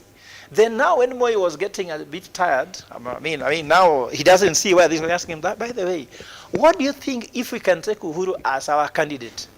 And he said, yeah, that's fine. That's how the guy lost it. If I am Fred Ogola, I'm sitting with the head of state who has a say on my presidency, I'll tell him, let me tell you why this can happen. I'm your vice president. You trust me. Don't you see my qualities? I'll say, if you do that, I will even give threats. Yes. So Musalia could not ask. There are some gentlemen who can admire a woman. When the woman is sitting and saying, now tell me what you have been asking, they can't talk. And this is the guy. So even now for him praising William Ruto like that and all those praises shows he has no ambition. He lacks what he calls self-assertiveness. Then my last comment about that is that anybody who wants to be president should not praise William Ruto because of the underperformance, the disappointment people have with him. When you praise someone who is hurting people, it's like someone who was praising Hitler could not become the next president after Hitler. So according to me, it is so clear to me that the lack of ambition that is there with the Musalia Mudavadi is amazing. Then, of course, now when my friend here is trying to tell me that they don't take politics seriously, they care about economics. Yes. Politics is thriving very well under Kenya Kwanza. In fact, if anything, these guys know, they knew how to win the presidency. Ruto is good in everything apart from economics. And Kenyans will believe me because I wrote this article 3 years before I was elected. The Ruto, I look at his journey. He's the best politician you've ever seen. In fact, better than, look, William Ruto really made Uhuru Kenyatta the president, let's be honest. Because during the campaign, how comes when he was running with Uhuru won against all odds. Then second term, Uhuru won against all odds. In fact, when the runoff was coming, he told Raila that we will win. In fact, even if you don't participate in the election, we shall be sworn in. He told him. During the presidency, he told these people that no one can steal my vote. He's a deputy president. The president is instead like, no one can steal my vote. This guy is a shrewd politician. No one is better. But economics, zero. And I've always said here, or even on set here, Simba, only someone who will come with an economic solution that will solve Kenya's problem will be able to counter what William Ruto can do. But politically, he's very good. And that's why they are scoring. They won the election. That's the only score they have had. That's the only scorecard, winning an election. Ron, I want to hold your thought. Just hold your thought shortly so that I see whether we can get justice again in it. We've been trying. Maybe this is the best time then to try. Justice, can you get me, sir? Justice, I don't want to lock you out of this conversation this morning because of tech. Come on. Anyway, Ronald, here's a question. As you respond first. Yes. Because he said that Musalia Mudavadi has no political ambition. I mean, why would we want to live in a situation like that of the previous administration where there was a gentleman's agreement that yangu kumi, yako kumi? I think I have not heard that in this campaign for any other presidential candidates seeking to succeed His Excellency William Samoei Ruto. We don't know as of now because there is no agreement, there is no talk of the same, and there is no talk of succession politics because what I know, even as we speak, William Ruto, this administration inherited an economy that was broken, all right? So, as we speak, even as we criticize as much as possible with all our energy and zeal, let us remember that it started from the lowest point. In fact, we may see that we may not be heading anywhere. But let me tell you, it is better than where it was headed during the last year of Uhuru's administration. So, trying to compare and make it like it is a do or die thing, it is not. Things will turn for the better because if you look at even the grain, I come from the North Rift region. This time round, there will be no hunger in North Rift region because of the grain. And it's because of the government intervention on fertilizer and government intervention on agriculture, especially on the other side. Finally, when we say William Ruto is the best politician, it is okay, we agree. When we say he's not the best economist, where are we going to elect David D to be the president? Why not? Why don't we elect David D? The process is political. So we get the best economist out of all those politicians, not the best politician, of all economists. Yes. You get the point? Yes. We get the best economist of the politicians that are there on the platform, but not the best politician of the economists that are on the table, because the economists are not on the table asking to be the president in this country. I am on the table now. Yes, but are you running for the president? Yes. Okay. But here's a question that about. So you need to ask for the votes. They'll give me. You'll see. Even you'll vote for me. Get ready for that vote. Yes. You've raised very important points, and I'll put them to you. The other day, right here on this set, there's an analyst who said that Dr. President William Ruto is moving like a man who knows very well that it's going to get 10 years. Okay. And I will tell you why. The other day when he was talking about upgrading Kibera slums into Kibera Estate, he said, give me 10 years. Hold on, Ronald. I said, these economic decisions that we're seeing, radical taxation, high cost of fuel, at the point where you're eradicating the 16%, as the 8%, sorry, to 16%, and even talking about January next year, VAT is going to be 18%. He moves like a man who knows very well. Look here. That is 10 years. It's going to be 10 years, and he said it himself. And where is the Either by problem with mistake. that? Is there any problem? So here's the thing. That when we're talking about succession politics, it'll never be a talk within the Kenya Kwanza government. Why? Because it looks as if there's a rubber stamp somewhere that's saying it cannot be less than 10 years. Now, number two, indeed, in that conversation of 10 years, then, you got to pick somebody who's got no succession ambition. As Musalia Mudavadi. The question is, what is the political lifeline for Musalia Mudavadi if indeed Ruto is moving like a man who knows it's going to be 10 years? If it will not be 10 because now we are done with one, so it's going to be 9. Okay. But is there a problem with being ambitious and being hopeful that you're going to be re-elected as the president because you know what exactly you're doing? Is there a problem with that? There's no problem. No, there's no problem with that, right? That's no problem. We agree with that. We So agree with that. Good. So Right? in respect to this conversation. Now, in respect to succession, it is not an agenda for the Kenya Kwanza. Succession politics is not an agenda now. That It is.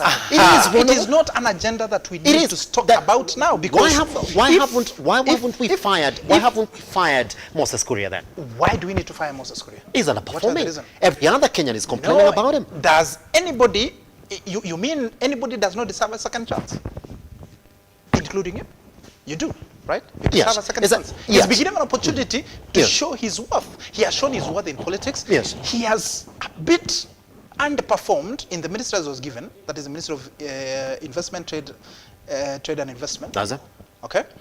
But he has been given the second chance to prove his worth because the president has seen that his abilities are well suited for the public service. What is the problem with being given a second chance? And if we start succession politics this early, we are losing the goal. What is our objective? Is the objective succession politics? Yes. Do we want to create a conversation where now people will start flying choppers to go for campaign as early as next year for the 2032? But then, Ronald, do you agree that indeed all these other conversations that we're talking about here are essentially about succession policy? Just hold on. Just hold on. Okay. Let me try and talk to Justice Juma. Justice, hi, sir. Can you get me now? Oof. Challenges. Out there, no external process. That's it. Here's the thing. Connection. That's it. We need to make our discussion a bit holistic. Yes. So that we don't keep it linear. That's it. That's it, Justice. You're just looking at the economy in that manner because we know bad politics lead to bad economy. Yes. But you see, as a society with the sovereign authority, our sovereign authority is delegated constitutionally to the elected government. Yes. And the elected government that we've given or subjugated our sovereignty unto need to serve us through the constitutional laid out procedure. And Simba, constitution is a common law applied. Common law, I refer back to the general ethics within our communities. Yes. Actually, scripture applied, where we have act of mercy, where we have act of love, where we have truthfulness, where we have honesty, not lies, not fanfare, not populism, where we have a mercy which put the interests of those who are weak and vulnerable at the center. Yes. Here is a government who, instead of filling the citizens, they are sacrificing their own citizens. Here is a government who, instead of laying policies that are pro our people, they are laying policies that are pro external forces. Who gets interest in GMO? Who gets interest when you inflate the wage bill? It is IMF, which are giving condition for them to lend money. Yes. And all these forces that they're representing are very adverse forces to this geographical market. So when you're talking about just, politics, it's not about politics. It's about us as a people of Kenya. What are we, waking up daily to look forward to? Yes. A parent would want to see their children succeed, having a quality education. They would love to put food on the table. Those who are waking up, Kenyans who are rushing through the traffic every day, would love to get their wage home, but not in a case where the government is slashing your age, they're slashing your wage, when at the same time, all other consumables that you're consuming are all taxable. The policies that this government has adopted, yes. Actually, if you look at the global standards that they're using Kenya as a guinea pig to the whole world to imitate, are geared towards zero industrialization. And with zero industrialization, we are going to have a country where we all consumers and can produce nothing, and we'll be exposing our markets to external products, of course, whose quality we've always known. Even if they are, they're beverages, we've known they bring beverages that are poisons. And if you're talking about rendering solutions that are relevant to Kenyans who subjugate their sovereign authority to UDA government, then they must get back to Kenyans and listen to Kenyans. They're not listening to Kenyans. Yes. Actually, they're listening to themselves. Yes. And when you're even discussing how they constituted their cabinet, the cabinet in itself is a reflection of what UDA government wants. Yes. Is cronyism, is tribalism. We've seen which tribe is dominant in that cabinet. Just two tribes against I don't know whether they're over 44 now. And then if we are to get back to being sensitive to Kenyans and constitute a government that is pro the people, then we'll have a government that put the interest of the people at heart. Yes. We will have a government that actually has merit and put on the table individuals who knows and understand the need of this country. Yes. And if you look at those persons who are occupying those cabinets, which actually has been bloated, illegal cabinet we've known that has superseded the constitutional limit. Remember just the other day they were even adding cars, which was unconstitutionally constituted, and the court had to intervene to stop them. The UDA government has displayed utmost impunity and disregard for the rule of law that should not be entertained. And in this forum, actually we use this forum to call them out. Yes. We are calling them out to heed and listen to the people of Kenya. And our voice is simple and clear through the constitution that we gave you. And the constitution is very categorical on the role and the functions of the cabinet. If the cabinet is not serving the interests of the people, if the cabinet is raising high wage, if the cabinet cannot deliver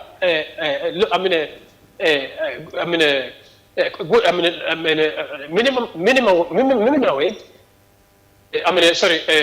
if the cabinet cannot lower the cost of living, then the cabinet is irrelevant.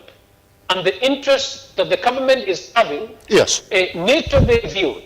The cabinet is serving the interest of the external forces. And that is why, when we were campaigning, we told you that Kenyans are forced to choose between fox and a wolf, who are supposed to eat them.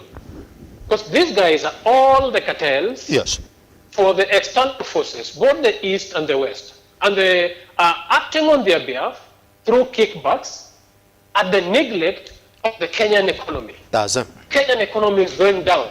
Our jobs are actually depreciating at an alarming rate. And if they're not careful and listening to our call, then they also just need to start reading the writing on the walls, because Kenyans may not bear it for long. Yes. And who knows, whether a year or two of this probably may be enough for Kenyans. But if the UDA government was to get it right with the people, then they have to get back to the rule of law, and fill the people. The people want low yes. taxation. Pretty much. People want yes. low cost of living. Pretty much the justice. People want us yes. to get back to production. Yes. And we will not produce when these guys are closing down our factories and opening up to the global communities. So I believe there are things that they can get right if they are listening. But if they fail to listen, then so be it. Let them face the wrath of the Kenyans. Yes. As Kenyans will choose. Pretty much. All right, gentlemen, we have exactly 3 minutes left. I want you to take your closing sentiments on this conversation. Rono, just respond to this. Close. Yes. You know, yes. in a culture where I come from, when you are cooking ugali, yes. and children are crying all yes. around yes. because it is not yet ready and they are hungry. Once the food is ready, they normally eat, they sweat, and they sleep. What is going to happen? But again, Dr. Juma Justice is an alarmist. Yes. Because if you're talking about cartels and kickback, do you have evidence of these cartels and kickback? You don't. It is just being an alarmist. When you say that the cabinet, half of the cabinet comes from 1 or 2 tribes, yes. Which are these people whom you refer to as representative of the tribe? Because when a cabinet secretary is given a position, yes. he doesn't serve his tribe, he serves the country. And for a fact, if you say 2 tribes, I know we are referring to Gashagwa, to Kalenjin and Kikuyu, okay? Yes. But again, Musalia David is not a Kikuyu, Nakumicha is not a Kikuyu, Rebecca is not a Kikuyu, is not a Kalenjin. So sometimes we don't have to be alarmist. So let the ugali get ready, because it is a process. They will eat and they will sleep. Pretty much. Prof, just want to, 1 minute, that's the only time that we have left. Yeah. Do you believe that everything that is happening in the cabinet right now is essentially just 2027 politics? In the management, in the words of Ronald? I told you already that that's what's happening. They are pleasing. If anybody cares about the economy, yes. those guys should go home. And he said they are in cabinet because they made the President RUTO the president. So they are holding him hostage. That we made you the president, we must stay here whether we are performing or not. If RUTO cares about Kenyans, take these guys home, bring in people who can deliver. Yes. And then lastly, to comment to Justice's point, I always disagree when people say we should elect people from this tribe or that tribe. That is not the issue. Kenya does not lack inclusivity of tribes. We lack inclusivity of competence. The cabinet, whether you bring them from your tribe or another tribe, they are incompetent. There are Luos in that cabinet who are incompetent. Yeah. You can call them names, you know them. There are even equal Luyas who are there who cannot deliver anything. Yeah. We have economists like David Ndii who has never advised any government in power. The economy is doing very bad in spite of having 10 people advising. The issue is, do you have a competent person to deliver to your manifesto? That's the issue. I will not care if you invite all your tribesmen and cost of living is down. I'm sure Kenyans will not care a bit. Even if all the people in the cabinet are Kalenjins, or only Kikuyus, or only Luos, if they can afford food, healthcare, education, and the rest, that's what they care about. Does that? Pretty much. Gentlemen, I would like to thank you very much for being part and parcel of this conversation. Let me just take a sample of the responses that we got online on this particular stories that we have for you here. I do have Ivan saying, hapa ni kama 2027 imetengezwa. All right, I've got Marcio saying Moses Kuria cannot go out of government. Even if he fails a complete ministry, RUTO cannot dare fire him for the sake of 2027. All right, finally then, from Manaisha, who's saying, Gachagua, 2027, Kimekuramba. Not my words, Manaisha's words. Rono, Prof. Justice, thank you very much for taking your time this morning to grace our conversation this morning. Gentlemen, we take a tiny breather. Once we come back then, let's talk about consumer journalism. I'll be telling you exactly how to buy land and the things you should be looking out for in case you are essentially getting into that business. Good morning.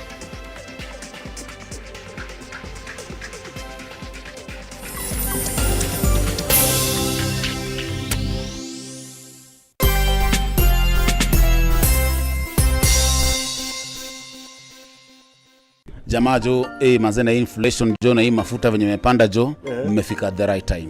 Mimi nakwambia wachezaji saa hizi tu ni kutoka hapa, kuingia mtaa, kutengeneza sima, wadishifiti, alafu tutane grau. Leo tuko katika center inaitwa Kimta, ambapo hapa ni sehemu ambapo wanafunzi ama vijana wadogo wanakuja hapa kusoma, wanakuja hapa kukuza talanta yao, wanakuja pia kujinua kielimu. Now through Kimta and the groups like Tatua Tatu, through pads, wasichana wataendelea kuendea shule vizuri, at the same time watakuwa healthy. Yote ni kwa hisani ya Tatua Foundation. Na wakati wote ambapo unacheza Tatua Tatu, kumbuka kwamba asilimia 25 inakuja kusaidia masuala kama haya. Kwa hivyo endelea kucheza Tatua Tatu.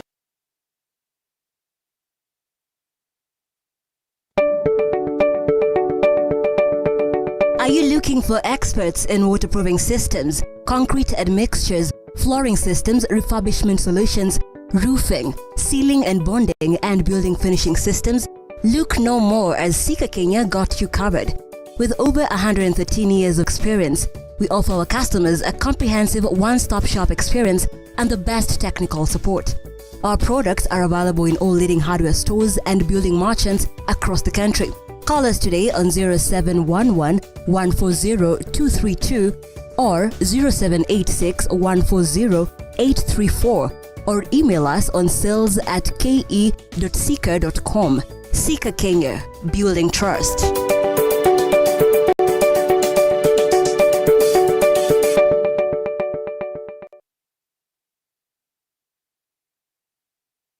As part of our service improvement strategies, the authority has adjusted its operating hours.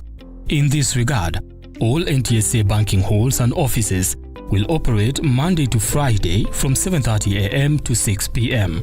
Additionally, NTSA offices will remain open to the public on Saturday 30th September 2023 and Saturday 7th October 2023 from 8 a.m. to 4 p.m. to enable number plate collection. We humbly request motor vehicle owners who have received message notifications on collections of reflective number plates to visit the centers they identified during the application process. For more information, visit our website at www.ntsa.go.ke. This information is brought to you by the Director General of NTSA. NTSA, keep our roads safe.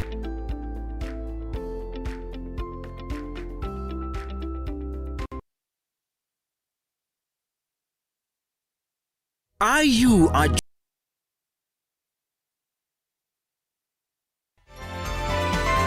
Infinity Industrial Park is one of the largest private industrial parks located along Eastern Bypass, Nairobi, which provides modern infrastructure for smooth operations for industries and business enterprises. Infinity Industrial Park offers world-class amenities and facilities with wide roads, a police station, a power substation, fire station, public transport stage, hospital, and shopping mall. In addition, Infinity Industrial Park also offers CCTV cameras, 24-hour private armed security patrol, sewer, water, fiber optic cable, and 3-phase power connection, added to public utility, canteen, and dining areas. Sail on the golden opportunity to invest in Infinity Industrial Park fully serviced warehouses at a special price of 3,569 Kenyan shillings per square foot. For more inquiries, visit our website infinityindustrialpark.com.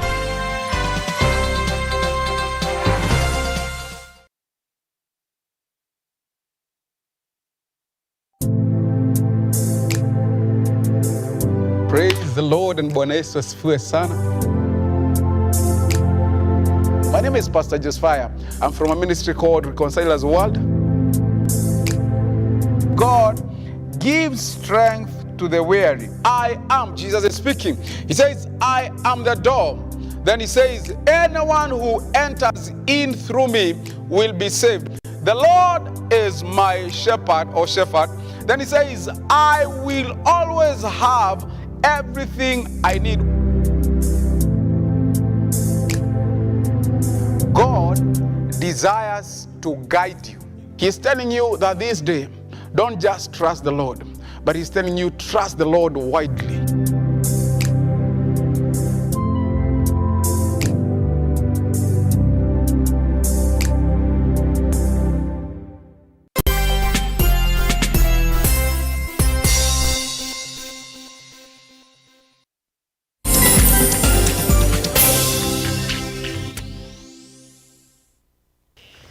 So the thing is, I love this particular segment because majority of the questions that I ask are personal questions as an investor.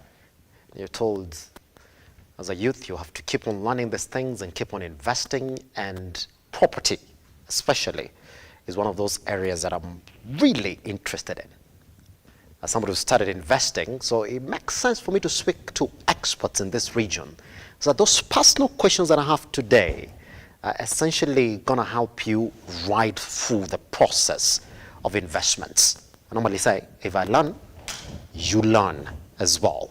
So this morning, I want us to get into a conversation around properties and real estate in the country. But then, even before you get there, you have to go through property acquisition, which is land. And they say that if you do it right, with the right people, land is one of those areas that are essentially going to keep on rewarding you in the right way possible. I say, land would always appreciate. And as an African, one of those things you should never lack is land. So let's tell you the process of getting land. This morning, we're going to tell you who are the right people to get it from and why there will be the right people then to get that property from. Then after that, talk about development and the other offerings that will give you. This morning then, to help us get into this particular conversation, first, I want to introduce you to Talma Homes. As one of the companies that are leading in this area then, it makes sense for us to speak to the head of marketing, a man who knows why, how, when, and why, and the who, and the don'ts in this particular segment. Let's speak to Mr. Matara Anure. How are you doing, sir? Fine, thank you. Happy to have you around. Thank you. Karibu sana. Let me begin like this. Let's do a proper introduction of Talma Homes. Who are you, and what is this gap that you're trying to fill in the market? Thank you, Mr. Simba. As you have correctly mentioned, my name is Wesley Matara. That's it. I'm the one who's head of marketing in Talma Homes. Talma Homes is a real estate company which was started in 2013. Yes. So we actually celebrated our 10 years anniversary this year in February. So we've been in the market for 10 years. And basically what we are deeply involved in, it is the process of selling, property acquisition. Yes. We guide our clients in the right process to follow when they're acquiring a property. The other thing we do is those clients who want to lease properties. What is the right procedure you follow when you are leasing a property? So yes. Selling properties, leasing properties, and management of properties. Because you see, you find there are these big complexes which are coming up left, right, and center, and they need right people to make sure that they are managed properly. So we also deal with property management, and then we also offer advisory services. Clients come to the office and, you know, they could like to know which is the best product that I should choose in terms of real estate, because real estate is very wide. So where do I put my money so that it gets the best return? Yes. So basically we do rentals, we do sales, we do management, and we do advisory. So that's what we've been doing for the last 10 years. I want to start with the advisory perspective, just before we also look at exactly what you're offering in the property market. Because majority of consumers now, the investment is not a new term to them. In fact, real estate investment is not a new term. And if you look at those segments that are performing, land is one of those that is really performing. And so for any other person who's listening, when you tell them, hey, invest in land, two things happen. They get into stories of getting defrauded. Really bad. Yeah, true. Many stories online of people getting into investments, and then later on they realize, oh my God, it was the completely wrong investment. Let's start with land. I walk into your office today at Talma Homes. I say, I want to buy land. I want you to give me proper advisory on exactly where and how I should start. And every time I have these conversations, I keep on saying, the people that we're selling to are millennials, people like me. We've got a job that is paying someone who's already thinking about building homes or starting investment in these areas. Where should a millennial begin when it comes to land?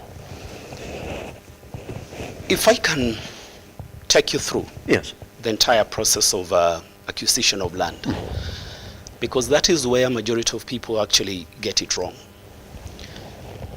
The assumption I will make is that you're working with an agent, and the property realtor that you are working with, it is important to pick one who has experience in the field, the person who is able to guide you through the entire process, who can even carry out some background checks of the property that is going to sell to you. Because you see, sometimes people go into the field, they hear that there's a property being sold somewhere, and they just immediately start presenting it to the clients. And that is how people get defrauded, because they do not have the background information of that property. So the first thing you do is that tell your realtor to take you to the property, right? Once you've seen the property and you are convinced that this is the right property that I should proceed and buy, the next thing you should tell them is to introduce you to the owner of that property. The owner might be an individual, or it might be these property companies, which nowadays are selling properties. There are quite a number in Nairobi and even outside Nairobi. So once they have introduced you to the owner, the preliminary thing that you need to do is to agree the price, right? It can be informally. It doesn't have to be written down in an agreement that we have agreed this and this and this. But the reason why it is important to agree on the price, it is because before you formally start the process of committing your finances, you have to do an array of checks. So you don't want to go through all those confirmations, then you come back and you realize that the property is it's beyond your reach. It's beyond your reach. Yeah, because it's also expensive to to do some of those checks. Yes. So meet the owner, introduce yourself, express your interest on the property, and agree on the price, right? And then tell the owner that I need to do some due diligence on the property before I proceed. So you agree that maybe they are giving you a week or 5 days or whatever time that you agree with him. At that point, then ask for a copy of the title. So once you've got the copy of the title... Yes, and I've got a question on the copy of the title. Sorry for interfering with your train of thought. It's okay. What should I see on that particular title? On that particular title? Does it? The title will have the following. It will have the name of the owner of that parcel of land. Which I was told beforehand. Yes. Which now you've seen and you've confirmed that Simba this is the one selling this land. Yes. So I should expect that the title is going to read Simba's name. Yeah. If the owner of the property is, for example, Michael Simba, the title should read Michael Simba. And it will have the LR number, the land registration number. It will also be there. Yeah. So that will be in the front page, right? The other page, it is where things like if the piece of land has been charged in a financial institutions, because someone can use it to secure a facility somewhere. That's true. Right? So the second page, it will indicate that this piece of land, for example, it is charged to XYZ bank for this amount of money. So once you've got that title, the owner has already introduced himself. I'm Michael Simba. He's given you his title, which is written Michael Simba, right? The next thing you do, you go to the lands office in that area, all over. If it is even in Nyeri, in Kisii, in everywhere, we have lands office. Yes. So you go to the lands office and you do a search, right? So once the search comes out, you look at three things, why the search is important. Number one, the search from the lands office should confirm that the details which are in the document you are holding, they tally with the details which are coming out of the search. That is important. 100%. Number one. Number two, the search should be able to show you if this property is charged in a financial institution to secure a loan or not. Because if it is charged, it will definitely show you. Number three, the search should show you if there are any caveats on the land. A caveat is a restriction which is put on a property. For example, if I own a property and I suspect that some people have been hovering around that property and maybe they want to scam on it, I can put a caveat that no transaction should be done on this land without it reverting to me, without I being involved personally. You might find a piece of land, it has a court case.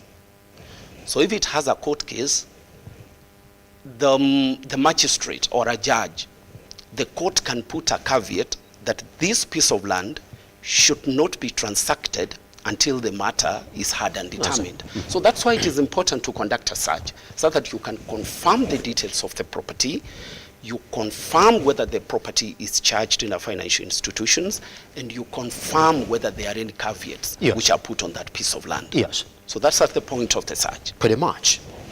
Now, once you have done with the search and you are satisfied that this piece of land, it's okay, I can proceed with it.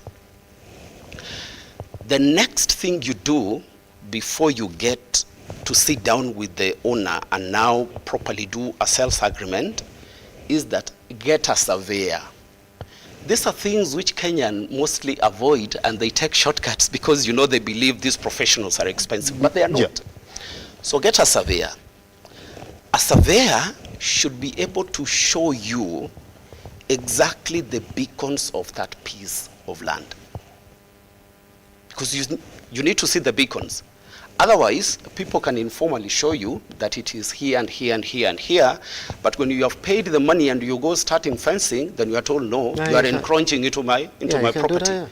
Yeah, so it is important to get your surveyor. Yes. Your surveyor will show you clearly that the beacons are here and here and here. And actually, what the surveyor comes, I'm sure you have heard this thing of, if I can use the Swahili term, that watu wananunua hewa. Does it? When you are doing a search, there is something called a mutation, right? It will show, a mutation shows the dimensions of that piece of land. How does it look like? So it shows from here up to here, it is this meters. From here up to here, it is this meters. So the mutation map shows that. But the surveyor will come with the map of the general area. So when you look at the surveyor's map, you will see so many pieces of land drawn. Yours should be able to be seen in that survey map, the one of that area. If, for example, you are buying a piece of land, let's say here in Lavington, when a survey map comes, it can capture all properties up, for example, Junction Mall, up to Riara Road, all the way up to the Lavington Mall, all this area. So if you are buying this particular piece of land, you should be able to see it indicated in that map. If you don't see it, then unanunua hewa. It doesn't exist. So once the surveyor confirms that these are the beacons, you're satisfied, you have also seen it in the survey map that it's okay, then the next thing you do is that sit down with the owner now. Because you have done your due diligence and you have confirmed that yes, this property exists, and I'm convinced that I should proceed with it. Yes. So then sit down now with the owner so that you can draft a sales agreement. If you were introduced to the property with a realtor, with a real estate agent, it is important for the agent to be there. Present during the sales agreement. During that sales agreement. The reason why it is important for the agent to be there, it is so that you can agree with the owner who is going to pay the agent. Because the realtor needs to be paid for his services. If you do not do that, the transaction might end, and then you start squabbles with the property agent. So it is good for the agent to be there. Usually, it is the sellers of the properties who pay an agent. Yes. Yes. So it is good to be confirmed in your presence that yes, this agent, I'm the one who's going to pay them. And you advise, and agents know this, that they should have a written contract with the seller that once the transaction is done, Yes. I am going to be paid this amount of money. Yes. That is very important to avoid, disputes of after you have transacted, you've spent your money, then someone comes and says, I was not paid, so you need to pay me. You need to pay me. Okay? Yes. So then after that, draft a sales agreement. Now, a sales agreement, if, for example, people are transacting lands, those places like upcountry, mostly you find them doing it themselves. They actually don't involve a lawyer. But it is important to involve a lawyer, by the way. It is not, it might seem cheaper that you are saving a cost. Just do it locally. But you see what happens is that... what they do, go online, download what? Yeah. Does that? It's important because you see, legal services are usually a percentage of the value of the property. So even if, for example, let's say, they charge about 1-2%. Yeah. So if, for example, you are transacting a property of 1 million shillings, even if they charge you 3%, it will be 30,000 shillings. 30K only. But that 30,000 shillings will secure your 1 million bob. Alternatively, you can avoid spending the 30,000 shillings and you lose the 1 million shillings. So it is you to weigh the two and tell which one is better. So the moment you have drawn the sales agreement is going to have all the details. All the details of what you have agreed. Make sure that everything you agreed verbally is included in the sales agreement. Because we say, if it is not in the sales agreement, it is not there. It was never spoken of. Don't come and say, bwana nilikwambia ile siku bwana.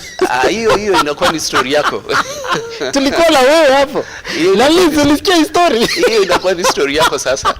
Because you see, if it is not put down in a contract, how do you prove that you spoke about it? So it is important that you put everything you have agreed in the contract. The contract usually stipulate that, for instance, you pay 10% or 20% deposit, and then the dimensions which is going to take after the sales agreement, there are two. It depends on the type of the property that you are buying. We have two types of properties. If it is land, we have land which is freehold and land which is leasehold. Freehold land, mostly it is those, pieces of land in the rural areas. They are not in the, within towns or within metropolis. Like the agricultural land in your village or in my village where I come from. They're usually freehold. So the process of transacting freehold is a bit different from the process of transacting leasehold. Leasehold are usually properties like here in Nairobi. Like I'm very sure this property, if it was to be transacted, it is leasehold. So freehold, it means there are no land rates which are paid on that property, right? And then you own it to eternity. There's no restriction. You can pass it to your children, to your grandchildren, to your great-grandchildren. There's no restriction. But leasehold, it is like you are leasing it from the government. So they can tell you that you are buying this piece of land, it has a lease of 67 years. So meaning you are supposed to own it for 67 years. What happens after 67 years, you go and renew the lease. So you pay money, and then the lease is renewed. So they might add you 50 years or 60 years or something like that.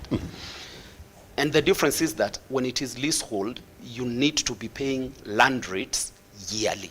On that particular property. On that, because you see, you pay the owner is the government. You have leased it from the government.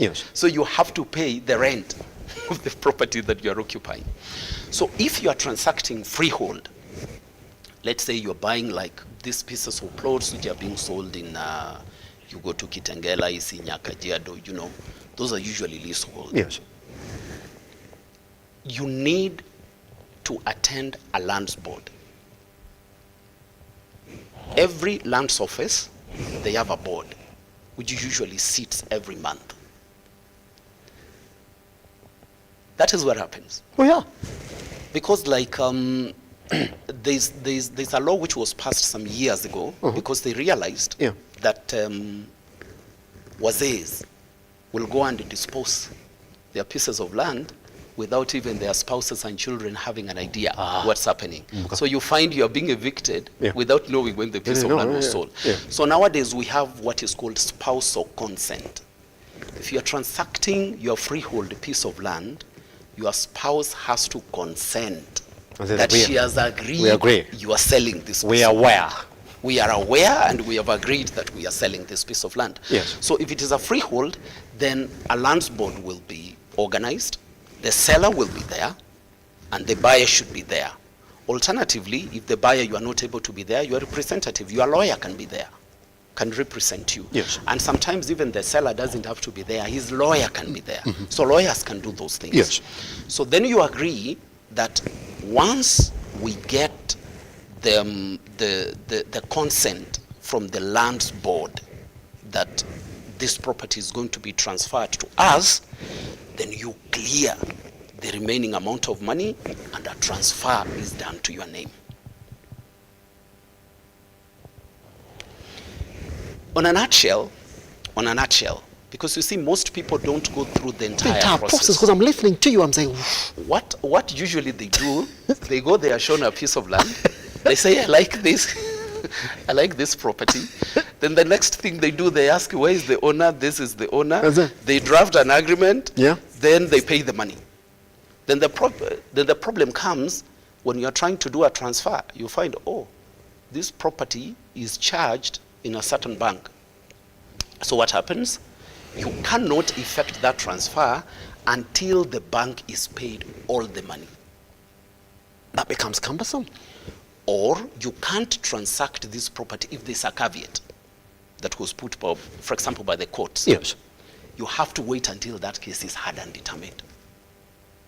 So it is important for you to go through the entire process and, if possible, involve a lawyer so that you get it right. That's it. You know, you've said something that I've seen. It's a case that I saw, and I'll give you that example just before we take a break, and then come look at how now you handle the process for clients who approach you today.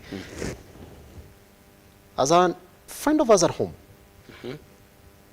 when I bought land from a family, that's it was quite simple. I mean, it's family A transacting with family B. It's well known. They've lived there. It's their ancestral land. They've lived there. I said, I'm going to buy land from so-and-so. Don't want to mention their names. It looked local. Yeah. They can't steal from me. I mean, they're people I know. They're our neighbors. We've been friends forever. And he was using his retirement money to go and buy land. Drafted a sales agreement. Everything was fine. Cleared it, stamped it, went and started fencing the land. So the wife wasn't aware. The family of them there wasn't aware that, oh, dad is selling our land right within our compound. So the entire piece of property is getting split into two. 6 months later, once the fence is up, all the guys moved to court. Yeah. And as we didn't agree. Yeah. Completely did not agree. We were not told that is right at home. We've not even sorted out our inheritance issues. I've got no place to go if he sells that land. 6 months down the line, remember the guy spent the money. Yeah. The old mzee was paid that money when I spent it. Couldn't even tell where the money is. You know what the courts ruled? The courts ruled in favor of the family. They said, wow, they presented a case. Guys, you have to return the money. So now, this guy goes back to the old mzee and says, oh, we lost the case. And it was after 2 years of fighting in court, isn't it? Lost the case. So I said, can you give me my money? Guy said, it's been 2 years. I've spent now money. So you got to wait. We'll have to look for more money to give you. So to date, this guy's got no property yet. He's got a title deed that was duly assigned to him. He's got a sales agreement that was duly assigned. He's got the entire record of the amount of money that he paid to this family. Yet, he's got no piece of property that is left. To date, I still visit him. He tells me, you know what? I've got no money left because I used my retirement money to invest in that property. And that old guy right there took that money. Whatever you're saying is really important. Once we come from this break then, we're going to look at exactly what process you would work with somebody who approaches Talma Homes for that particular journey. Because they say, tell me how you're different from the rest of them. Or then make it easier for me. How do you make it easier for them? Once we come back right here on the Morning Drift, we are talking about the process then of buying land. The head of marketing, Talma Holmes, is right here. He's telling you, I can walk with you through our journey. How is it going to look like that once we come back?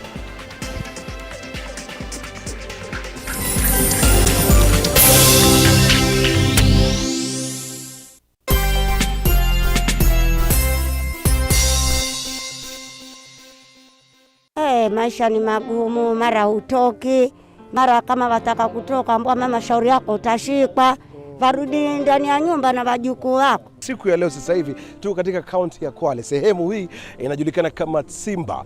Madhumuni yetu ni kuhakikisha kwamba tunabadilisha maisha ya watu kama 800. Kila mmoja atakuwa anapokea chakula, yote ni kwa hisani ya RUTO Foundation. Naambia asante sana. Tunaomba tupate zaidi ya hivi. Nashukuru sana alhamdulillah kwa kupata chakula hiki. Kwa hivyo mimi nasema asante sana tena sana. RUTO Foundation nasema tunashukuru, tunawaomba muwe na wakati mwingine kututembelea. Kumbuka wakati ambapo unacheza loto, 25% inatumika kufanikisha shughuli hii. Sasa hivi tunavyozungumza takriban milioni 600 imetumika kubadilisha maisha ya watu kwa hisani ya RUTO Foundation. That is why tunasema kila wakati RUTO Foundation, changing lives.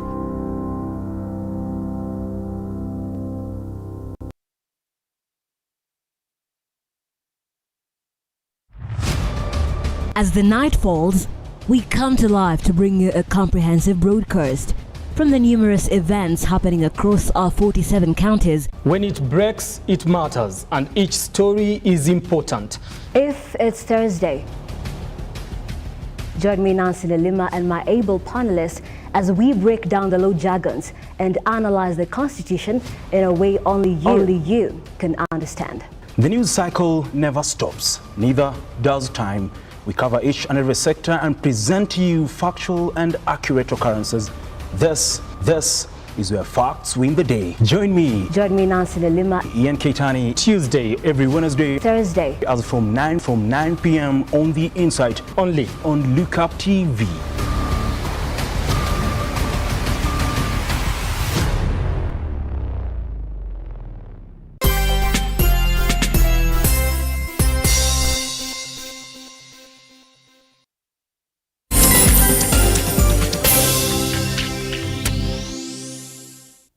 Listen, I'm telling you, if you're not learning, then I'm so sorry.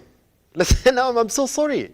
I mean, even for me who's in this kind of business, I'm getting retaught, you know.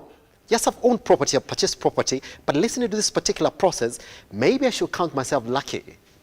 Yeah, because then there are things that I did not do when I was getting this property. Okay, now we have the last 30 minutes. We're going to answer only 3 questions here.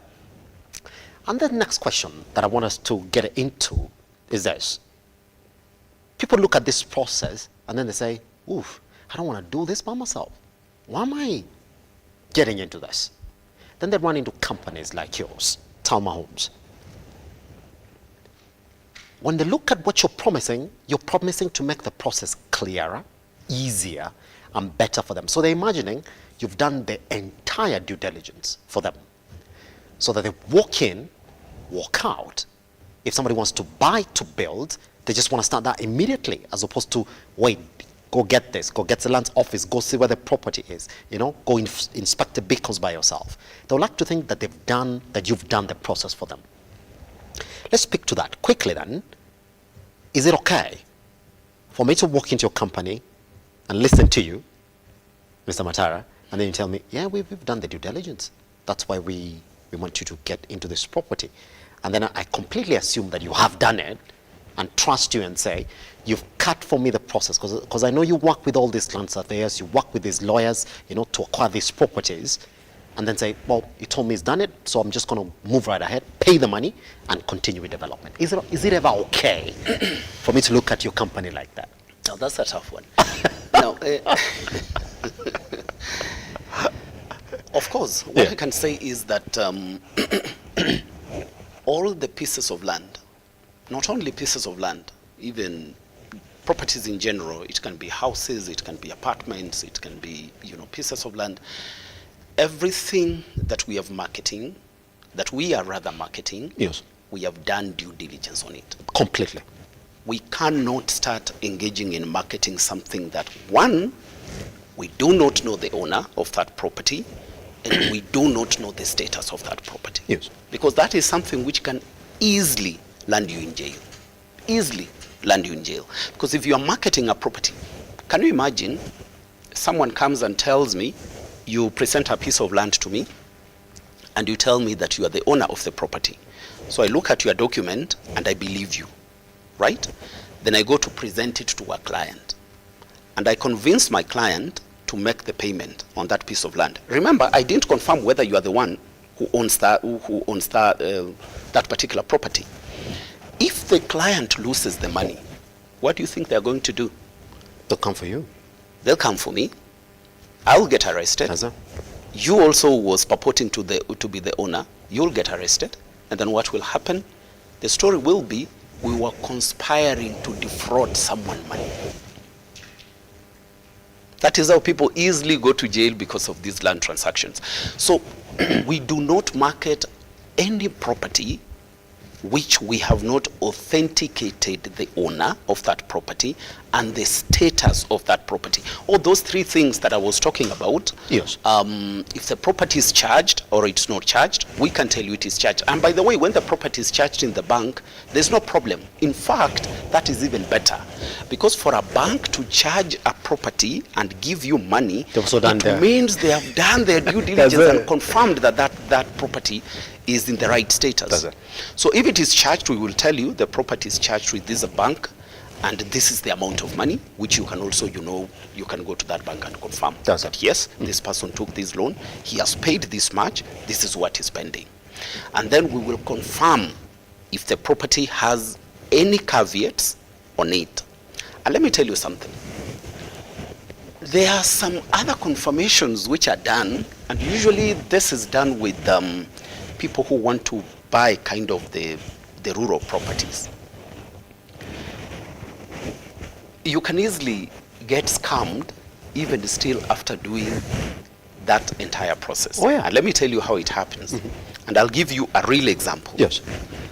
Someone was buying a piece of land from his friend. Now the friend had acquired it from some Mzee who owned it. Now it was the ancestral land. Now what happened is that that piece of land was half an acre. That Mzee had sold a 50 by 100 to another party. But they had not finished transacting. The transfer was not done and that part hived off. Yes. Now when this guy went to buy it, he realized that in the title, that hiving has not been done. But because these guys who were selling, they were illiterate, he took advantage of them. So when they were signing the agreement, because they didn't have a lawyer, so when they were signing an agreement, the agreement indicated the entire piece of land. Even if they had told him that remove this one because it has been sold. So they signed a transfer, the whole piece of land was sold to that guy.